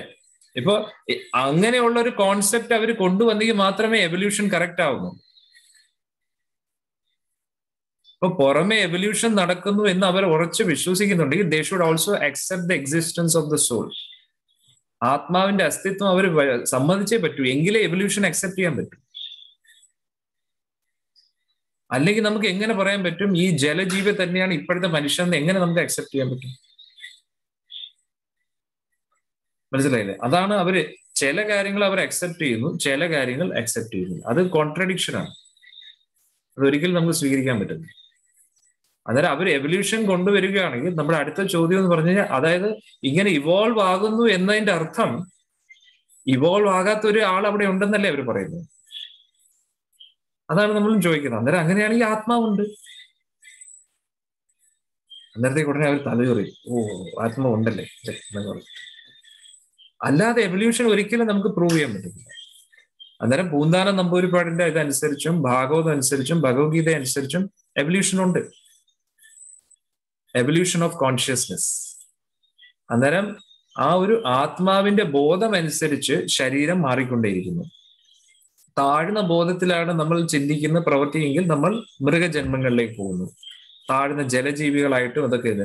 ഉയർന്ന ചിന്താഗതിയാണെങ്കിൽ നമ്മൾ ദേവലോകത്തൊക്കെ പോകുന്നു, അല്ലെങ്കിൽ മനുഷ്യജന്മമായിട്ടും അതൊക്കെ. അങ്ങനെ ഈ ഒരു സൈക്കിളാണ് പോയിക്കൊണ്ട്. ഇത് ക്ലിയർ ആവും? ഇപ്പൊ എവല്യൂഷൻ കറക്റ്റ് ആണെന്ന് മനസ്സിലായോ അല്ലെ? ഡാർവിൻസിനെ നമ്മൾ വെറുതെ കുറ്റം പറയായിരുന്നു, പാവം അല്ലെ, നല്ല ആളാണ്, നല്ല വ്യക്തിയാണ് അല്ലെ. അന്നേരത്തേക്ക് ഇനി ബിഗ് ബാങ് കറക്റ്റ് ആണെന്ന് അത് നമുക്ക് പ്രൂവ് ചെയ്യാൻ പറ്റും വേദം അനുസരിച്ച്. യെസ്, അതാർക്കാണ്? അതാര് എന്ത് പറയുന്നു ബിഗ് ബാങ്ങിനെ കുറിച്ച്? ആരെങ്കിലും പറയുന്നു? എല്ലാം തുടക്കത്തിൽ ഒരു പോയിന്റിലായിരുന്നു. ഹിന്റ് ഞാൻ തന്നു, തുടക്കത്തിൽ എല്ലാം ഒരു പോയിന്റിലായിരുന്നു. പ്രഭുജി, തുടക്കത്തിലെല്ലാം പരമാത്മാവായിരുന്നു, പിന്നെ അതിൽ നിന്നും ബാക്കിയെല്ലാം ഉണ്ടായി എന്നുള്ളത്. അല്ല, പരമാത്മ ബ്ലാസ്റ്റ് ആവത്തില്ലല്ലോ എന്തായാലും. അല്ല, അതിൽ നിന്നും നമ്മൾ ഓരോ പവർ കൊടുത്തിട്ടല്ലേ. ഇപ്പം കാരണോദകശായി വിഷ്ണു എല്ലാത്തിൽ നിന്നും ബ്രഹ്മാണ്ടങ്ങൾ ഉണ്ടായി എന്നല്ലേ പറയുന്നത്. അപ്പൊ അതിൽ നിന്നുണ്ടായി ഒരു പോയിന്റ് അല്ലേ? അതാ ഇപ്പം കറക്റ്റാണ്. അതായത് ഭാഗവതം അനുസരിച്ച് നമ്മുടെ സൃഷ്ടി എങ്ങനെയാ തുടങ്ങിയെന്ന് വെച്ച് കഴിഞ്ഞാൽ, നമ്മൾ ഗോലോക വൃന്ദാവനത്തിലാണ് അല്ലെ. ഭഗവാന്റെ വൈകുണ്ഠ ഗ്രഹങ്ങളും ഗോലോക വൃന്ദാവനും അതെല്ലാം കഴിഞ്ഞിട്ട് ബ്രഹ്മാണ്ടം തുടങ്ങുന്നതിന് മുമ്പേ ഭഗവാൻ കാരണജലത്തിൽ ഭഗവാൻ ശയിക്കുകയാണ്. ഇത് ഓർമ്മയുണ്ടോ എല്ലാവർക്കും? കാരണജലത്തിൽ ഭഗവാൻ ശയിക്കുന്നു അല്ലെ. ഇനി അടുത്തതാണ് ശ്രദ്ധിക്കേണ്ടത്. നമ്മൾ കാണുന്ന ബ്രഹ്മാണ്ടങ്ങളെല്ലാം ഒറ്റ പോയിന്റിലാണ് ഇരിക്കുന്നത്. ഇത് തന്നെയാണ് ഭാഗവതം പറയുന്നത്. സത്യമാണത്. വെറുതെ നമ്മൾ അവരെയൊക്കെ കുറ്റം പറയുന്നത് അല്ലെ, വെറുതെ നമ്മൾ തെറ്റ് പറയുന്നത്. എല്ലാം ഒരു പോയിന്റിലായിരുന്നു. അതിനെ പ്രധാന എന്നാണ് പറയുന്നത്. പ്രധാന എന്ന് പറയുന്ന ഒരു പോയിന്റിലായിരുന്നു നമ്മൾ ഈ കാണുന്ന എല്ലാവിധ സൃഷ്ടിയുടെ എല്ലാ വസ്തുവകകളും ഒറ്റ പോയിന്റിൽ ഇരിക്കുകയായിരുന്നു. പിന്നെ ഒരു ബ്ലാസ്റ്റ് നടന്നു എന്ന് വെച്ച് കഴിഞ്ഞാൽ നടന്നു. എങ്ങനെ നടന്നു ബ്ലാസ്റ്റ്? ആരാണ് ആ ബ്ലാസ്റ്റ് ട്രിഗർ ചെയ്തത്? അതാണ് ഇനി എന്റെ അടുത്ത ചോദ്യം. അത് ജഡമായിട്ട് ഇങ്ങനെ തന്നെ ഇരിക്കുമായിരുന്നു, അനങ്ങാതിരിക്കുമായിരുന്നു. അവർ പറഞ്ഞ കറക്റ്റ് ആണ്, ഓർമ്മയുണ്ടോ? പോയിന്റിൽ തന്നെ it was not moving also. ആ പോയിന്റ് കണ്ടോ? ബിഗ് ബാങ്ങിന്റെ നമ്മൾ വീഡിയോ കാണിച്ച പറഞ്ഞില്ലേ, അത് അനങ്ങുന്ന പോലും ഇല്ലായിരുന്നു, അങ്ങനെ തന്നെ ഇരിക്കണം. അങ്ങനെ ഇരിക്കുമ്പോ അത് ബ്ലാസ്റ്റ് ആയി അല്ലെ? ഞാൻ കഴിഞ്ഞ ക്ലാസ്സിൽ ഒരു ഉദാഹരണം തന്നു. കിച്ചണില് നമ്മുടെ ഈ കുക്കർ പൊട്ടിത്തെറിച്ചു. ഉടനെ അമ്മ എന്താണ് ഈ പൊട്ടിത്തെറിച്ചത്? അല്ല, അങ്ങനെ ഇരുന്നപ്പോ അതങ്ങ് പൊട്ടിത്തെറിച്ച. തനിയെ എന്തായാലും പൊട്ടിത്തെറിക്കത്തില്ല, എന്തെങ്കിലും ഒരു കാരണം വേണ്ട. യെസ്, അതാണ് ഞാൻ ചോദിക്കുന്നത്. എന്തായിരിക്കും ആ കാരണം? പൊട്ടിത്തെറിക്കുള്ള കാരണം എന്തായിരിക്കും? ആ ബിഗ് ബാങ്ങിനെ ബ്ലാസ്റ്റ് ചെയ്ത, ആ പോയിന്റിനെ ബ്ലാസ്റ്റ് ചെയ്യാനുള്ള കാരണം എന്തായിരുന്നു? പെട്ടെന്ന് 10 മണിയാവുന്നു.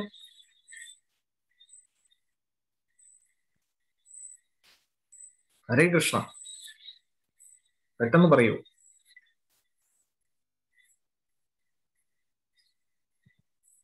എല്ലാരും ആലോചിക്കുകയാണോ അതോ ധ്യാനിച്ചുകൊണ്ട് ഉറങ്ങുകയാണോ? Material desires. നമ്മൾ ഉണ്ടായിട്ട് വേണ്ടേ മെറ്റീരിയൽ ഡിസയേഴ്സ് വരാൻ? യെസ്, പെട്ടെന്ന് പറയൂ. സൃഷ്ടി ഉണ്ടാകണം എന്നുള്ളത് ബ്രഹ്മാവ് വന്നതുകൊണ്ട്. ബ്രഹ്മാവ് വന്നിട്ടില്ല മാതാജി, ബ്രഹ്മാവ് വന്നിട്ടില്ല.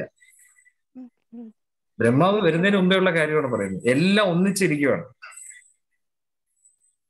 ശരി, ഞാൻ നിങ്ങളുടെ പ്രോബ്ലം സോൾവ് ചെയ്യാം. ഒരു മിനിറ്റ്, ഞാൻ ഒരു പിക്ചർ കാണിക്കുമ്പോൾ നിങ്ങൾക്ക് മനസ്സിലാവും. ഹരേ കൃഷ്ണ ഹരേ കൃഷ്ണ കൃഷ്ണ കൃഷ്ണ ഹരേ ഹരേ ഹരേ രാമ ഹരേ രാമ രാമ ഹരേ ഹരേ. യെസ്, ഞാൻ നേരത്തെ ഉദാഹരണം പറഞ്ഞ പോലെ അല്ലെ, അകത്ത് കിച്ചണില് മരുമോൾ കുക്ക് ചെയ്തുകൊണ്ടിരുമ്പോ എന്തോ പൊട്ടിത്തെറിച്ചു. അന്നേരം അമ്മായി പറഞ്ഞു, എന്താണ് പൊട്ടിത്തെറിച്ചത്? തനിയെ പൊട്ടിത്തെറിച്ചു. അന്നേരം തനിയെ ഒന്നും പൊട്ടിത്തെറിക്കില്ല, ആരും എന്തോ തെറ്റ് ചെയ്യും. അതേപോലെ എല്ലാത്തിനും കാരണക്കാരൻ ഇദ്ദേഹമാണ്. കണ്ടോ? അദ്ദേഹത്തെ കണ്ടോ? എത്ര പേര് കണ്ടു? ഇദ്ദേഹമാണ് എല്ലാ പൊട്ടിത്തെറിക്കും കാരണക്കാരൻ.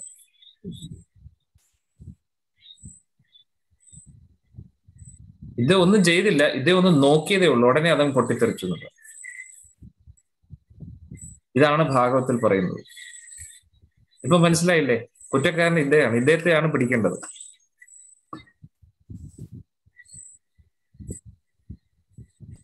ഇത് മനസ്സിലായോ? സൃഷ്ടി തുടങ്ങിയ സമയത്ത് എല്ലാം ഒറ്റ പോയിന്റിൽ ഇരിക്കുമായിരുന്നു, അനങ്ങാതെ ഒരു പോയിന്റിൽ ഇങ്ങനെ ഇരിക്കുമായിരുന്നു. അന്നേരം കാരണോദകശായി വിഷ്ണു, കാരണജലത്തിൽ ശയിക്കുന്ന ഭഗവാൻ ഒന്ന് നോക്കുകയാണ്. ആ നോട്ടത്തിലാണ് സൃഷ്ടി ചലിക്കാൻ തുടങ്ങിയത്. ഹരേ കൃഷ്ണ, മായയെ കടാക്ഷിച്ചു എന്നാണല്ലോ പറയുന്നത്. മായയെ കടാക്ഷിച്ചു, അതാണ് മധുരി. ആ നോട്ടത്തിലൂടെയാണ് മായാദേവിക്ക് ആ ഒരു ടച്ച് ചെയ്യുന്നത്. അന്നേരം ഈ പ്രകൃതി ആക്റ്റീവ് അല്ലാതെ ഇനാക്റ്റീവ് സ്റ്റേറ്റിൽ ഇങ്ങനെ ഒരു പോയിന്റിൽ നിൽക്കുമായിരുന്നു. അന്നേരം ഭഗവാൻ നോട്ടത്തിലൂടെയാണ് ഇതെല്ലാം ആക്ടിവേറ്റ് ചെയ്തിരിക്കുന്നത്. ഒന്ന് ആലോചിക്കണം. അന്നേരം ഭഗവാൻ അതിനെ നോക്കുമ്പോൾ ആ നോട്ടത്തിലൂടെ, ആ നോട്ടമാണ് ശംഭു. സദാശിവനായിട്ടുള്ള ആള് ശംഭുവായിട്ട് മാറും. ഭഗവാന്റെ നോട്ടത്തിലൂടെ ആ പ്രധാനത്തിനെ ടച്ച് ചെയ്യും. കാരണം മഹാവിഷ്ണു ഒരിക്കലും ഭഗവാന് ഈ പ്രകൃതിയെ തൊടാൻ താല്പര്യമില്ല. അദ്ദേഹം ഈ പ്രപഞ്ചത്തെ തൊടുന്നത് ശംഭുവിലൂടെയാണ്. ശംഭു എന്ന് പറയുന്ന ആരാണ്? ശിവൻ, മഹാദേവൻ. അന്നേരം ആ ഒരു മഹാദേവനിലൂടെയാണ് ഈ പ്രകൃതിയെ തൊടുന്നത്. അന്നേരം ഭഗവാൻ കാരണോദകശായ വിഷ്ണു നോക്കുന്ന സമയത്ത് ചലിക്കാതെ നിൽക്കുന്ന ആ ഒരു പ്രപഞ്ചം ചലിച്ചു തുടങ്ങുകയാണ്. അവിടെ നിന്നാണ് എല്ലാം തുടങ്ങുന്നത് ആക്ച്വലി. Okay, clear? ഇപ്പൊ ബിഗ് ബാങ് ക്ലിയർ ആയല്ലോ അല്ലേ? ബിഗ് ബാങ് ക്ലിയർ ആയി, എന്താ പറയുന്നത്, ഡാർവിൻസ് തിയറിയും ക്ലിയർ ആയി. ഓക്കെ, ഇനി സമാനമായിട്ട് കിടന്ന് ഉറങ്ങാം. അടുത്ത സാറ്റർഡേ നമുക്ക് വന്നിട്ട് ഇത് ഒന്നുകൂടെ റിവൈസ് ചെയ്തിട്ട് ഇനി നമ്മുടെ സിസ്റ്റമാറ്റിക്കലി നമ്മുടെ വൈദിക സയൻസ് അനുസരിച്ച്, വേദിക് സയൻസ് അനുസരിച്ച് ഈ സൃഷ്ടിയെ കുറിച്ച് എന്താ പറയുന്നത് നമുക്ക് നോക്കാം. ഓക്കെ, അതായത് ഈ ഒരു പോയിന്റില് എല്ലാ കാര്യങ്ങളും ഉണ്ട്. നമ്മുടെ ഇന്ദ്രിയങ്ങൾ, ഇന്ദ്രിയ വിഷയങ്ങൾ, അങ്ങനെ ഇതൊക്കെ ഒരുപാട് കാര്യങ്ങളുണ്ട്. അപ്പൊ നമ്മൾ ഇന്ദ്രിയങ്ങൾ എന്ന് പറയുമ്പോൾ നമ്മൾ നമ്മുടെ കണ്ണിനെ കുറിച്ചാണ് ചിന്തിക്കുന്നത്. ഈ കണ്ണെന്ന് പറയുന്നത് ഇന്ദ്രിയങ്ങളുടെ ഒരു ഉപകരണമാണ്. പക്ഷെ യഥാർത്ഥത്തിൽ സൂക്ഷ്മമായിട്ടുള്ള ഇന്ദ്രിയങ്ങളുണ്ട്, സൂക്ഷ്മ കണ്ണുകളുണ്ട്, സൂക്ഷ്മ ചെവികളുണ്ട്, കുറെ കാര്യങ്ങളുണ്ട്. അന്നേരം അത് ഈ ഒരു പ്രപഞ്ചത്തിലേക്ക് നമ്മളെ കണക്ട് ചെയ്യിപ്പിക്കുന്ന ഈ ഒരു കണ്ണുമായിട്ടാണ്. സോ അതെല്ലാം ഈ പ്രധാനത്തിലുണ്ട്. ഈ പ്രധാനം എന്ന് പറയുമ്പോൾ ഈ സൃഷ്ടിക്ക് വേണ്ടുന്ന 24 മൂലകങ്ങൾ. ഏതൊക്കെയാണ് 24 മൂലകങ്ങൾ? അതൊക്കെ നമ്മൾ ഭാഗവത്തിൽ പഠിക്കും. 5 ഭൂതങ്ങൾ, പഞ്ചഭൂതങ്ങൾ ഏതൊക്കെയാണ്? Earth, water, fire, air, ether, ഈ 5 എണ്ണം. പിന്നെ അതുകൂടാതെ 5 കർമ്മേന്ദ്രിയങ്ങൾ, ഇന്ദ്രിയങ്ങൾ, 5 കർമ്മേന്ദ്രിയങ്ങളുണ്ട്, 5 ജ്ഞാനേന്ദ്രിയങ്ങളുണ്ട്, അതുകൂടാതെ 5 ഇന്ദ്രിയ വിഷയങ്ങളുണ്ട്. ഇതുകൂടാതെ മനസ്സ്, ബുദ്ധി, നിത്യാഹങ്കാരം, ഇത്രയും കൂടി ചേരുമ്പോൾ 23ആയി. അതുകൂടാതെ കാലം, ഭഗവാന്റെ കാലശക്തിയും കൂടെ ഉണ്ട്. അന്നേരം ഭഗവാൻ ഇതിനെ നോക്കുമ്പോഴത്തേക്കാണ് അതിൽ കാലവും കൂടെ പ്രവർത്തിച്ച് പിന്നെ എല്ലാം ആക്ടിവേറ്റ് ആയിട്ട് തുടങ്ങും. അന്നേരം ഭഗവാൻ നോക്കുന്നത് വരെ ഇത് നിശ്ചലമായിട്ട് ഇങ്ങനെ തന്നെ ഇരിക്കുകയാണ്. അന്നേരം ഭഗവാന്റെ ആ നോട്ടത്തിലൂടെയാണ് എല്ലാം തുടങ്ങുന്നത്. അതുകൊണ്ടാണ് ഭീഷ്മ പിതാമഹൻ ശരശയിൽ കിടക്കുമ്പോഴും അദ്ദേഹം ഇങ്ങനെ ഇരിക്കുന്ന സമയത്ത് യുധിഷ്ഠിരൻ പറഞ്ഞ് കരയുവാണ്, എല്ലാത്തിനും കാരണക്കാരൻ ഞാനാണ്, ഞാൻ കാരണം ഇത്രയും പേര് മരിച്ചത് എന്നൊക്കെ പറഞ്ഞ് കരഞ്ഞുകൊണ്ടിരിക്കുകയാണ്. അന്നേരത്തേക്ക് ഉടനെ ഭീഷ്മർ ചിരിച്ചിട്ട് പറയുകയാണ്, നീ അല്ല ഇതിനെല്ലാം കാരണക്കാരൻ, എല്ലാത്തിനും കാരണക്കാരൻ ദാ ഇദ്ദേഹമാണ് അല്ലെ. മയിൽപ്പീലിയും ചൂടി പീതാംബരം ഇട്ട് നിൽക്കുന്ന ഇദ്ദേഹമാണ് എല്ലാത്തിനും കാരണക്കാരൻ. കാരണജലത്തിൽ ശയിക്കുന്ന ആളെ ഇദ്ദേഹം. ഇദ്ദേഹമാണ് എല്ലാത്തിന്റെയും തുടക്കവും അന്ത്യവും അവസാനവും എല്ലാം സ്റ്റാർട്ട് ചെയ്യുന്ന ഇദ്ദേഹമാണ്. അതുകൊണ്ടാണ് ബ്രഹ്മസംഹിതയിൽ തന്നെ ഭഗവാൻ പറയുന്നത് എന്താണ്? ഒരാൾ ചോദിക്കുന്നു, പ്രധാനയും പ്രകൃതിയും ഒന്നാണോ? ആണ്. പ്രകൃതി ഇനാക്റ്റീവ് സ്റ്റേറ്റിൽ ഇരിക്കുമ്പോൾ പ്രധാനം എന്ന് പറയും. എന്നിട്ട് ഭഗവാൻ അതിനെ തൊടുമ്പോഴത്തേക്ക് ഉടനെ അതിന്റെ ആ ഒരു എല്ലാം ആക്റ്റീവായിട്ട് തുടങ്ങും. ത്രിഗുണങ്ങളൊക്കെ തമ്മിൽ കണക്ട് ചെയ്ത് ഇന്ദ്രിയങ്ങൾ, ഇന്ദ്രിയ വിഷയങ്ങളെല്ലാം, അതെല്ലാം കൂടെ ഒന്നിച്ച് ചലിക്കാതിരിക്കുന്ന ഒരു അവസ്ഥയാണ് പ്രധാനം എന്ന് പറയും. പിന്നെ അത് ആക്ടിവേറ്റ് ആയിട്ട് തുടങ്ങുമ്പോൾ എല്ലാവിധ വെറൈറ്റീസും അതും ഇതൊക്കെ വരും. അതുകൊണ്ടാണ് ബ്രഹ്മദേവനും പറയുന്നതാണ്, ഈശ്വര പരമ കൃഷ്ണ സച്ചിദാനന്ദ വിഗ്രഹ അനാദിരാദിർ ഗോവിന്ദ സർവകാരണ കാരണം. അതുകൊണ്ടാണ് നമ്മൾ ഈ ചിത്രം വളരെ ശ്രദ്ധിച്ചു നോക്കിക്കഴിഞ്ഞാൽ കണ്ടോ, ഇവിടെയാണ് സൃഷ്ടിയൊക്കെ നടക്കുന്നത്. പക്ഷെ ആശാൻ ഇവിടെയാണ് ഇരിക്കുന്നത്, കണ്ടോ. ഇതേ അവിടെ ഇങ്ങനെ ഒരു ഗോപാലനായിട്ട് ഗോലോകത്തിൽ ഇങ്ങനെ ഇരിക്കുകയാണ്, ഒന്നും ചെയ്യാതെ. പക്ഷെ അദ്ദേഹം ഈ പ്രപഞ്ചത്തെ മുഴുവൻ നിലനിർത്തുന്നത് അദ്ദേഹത്തിന്റെ ഒരു അംശം കൊണ്ടാണ്, കണ്ടോ. ഇതാണ് അദ്ദേഹത്തിന്റെ കളികൾ. അദ്ദേഹം വളരെ നിസ്സാരമാണ്. അതുകൊണ്ടാണ് ഭഗവത്ഗീതയിൽ അർജുൻ പലതും ചോദിക്കുമ്പോൾ ഭഗവാൻ പറയുന്നു, ഇതിൽ ഞാൻ ഇതാണ് ഇങ്ങനെ വിഭൂതികളൊക്കെ പറയും. അന്നേരത്തേക്ക് അതിനു മുമ്പേ അർജുൻ ചോദിക്കുവാണ്, ഭഗവാനെ അങ്ങയുടെ വിഭൂതികളെ കുറിച്ച് എനിക്ക് അറിയാനോ? അന്നേരം ഭഗവാൻ പറയും, എന്നെ കുറിച്ച് ഞാൻ എന്ത് പറയണം അല്ലെ. ആ ഒരു സ്റ്റൈലില് ഭഗവാൻ പറയുകയാണ്, എന്നെ കുറിച്ച് ഞാൻ എന്ത് പറയണം അല്ലെ.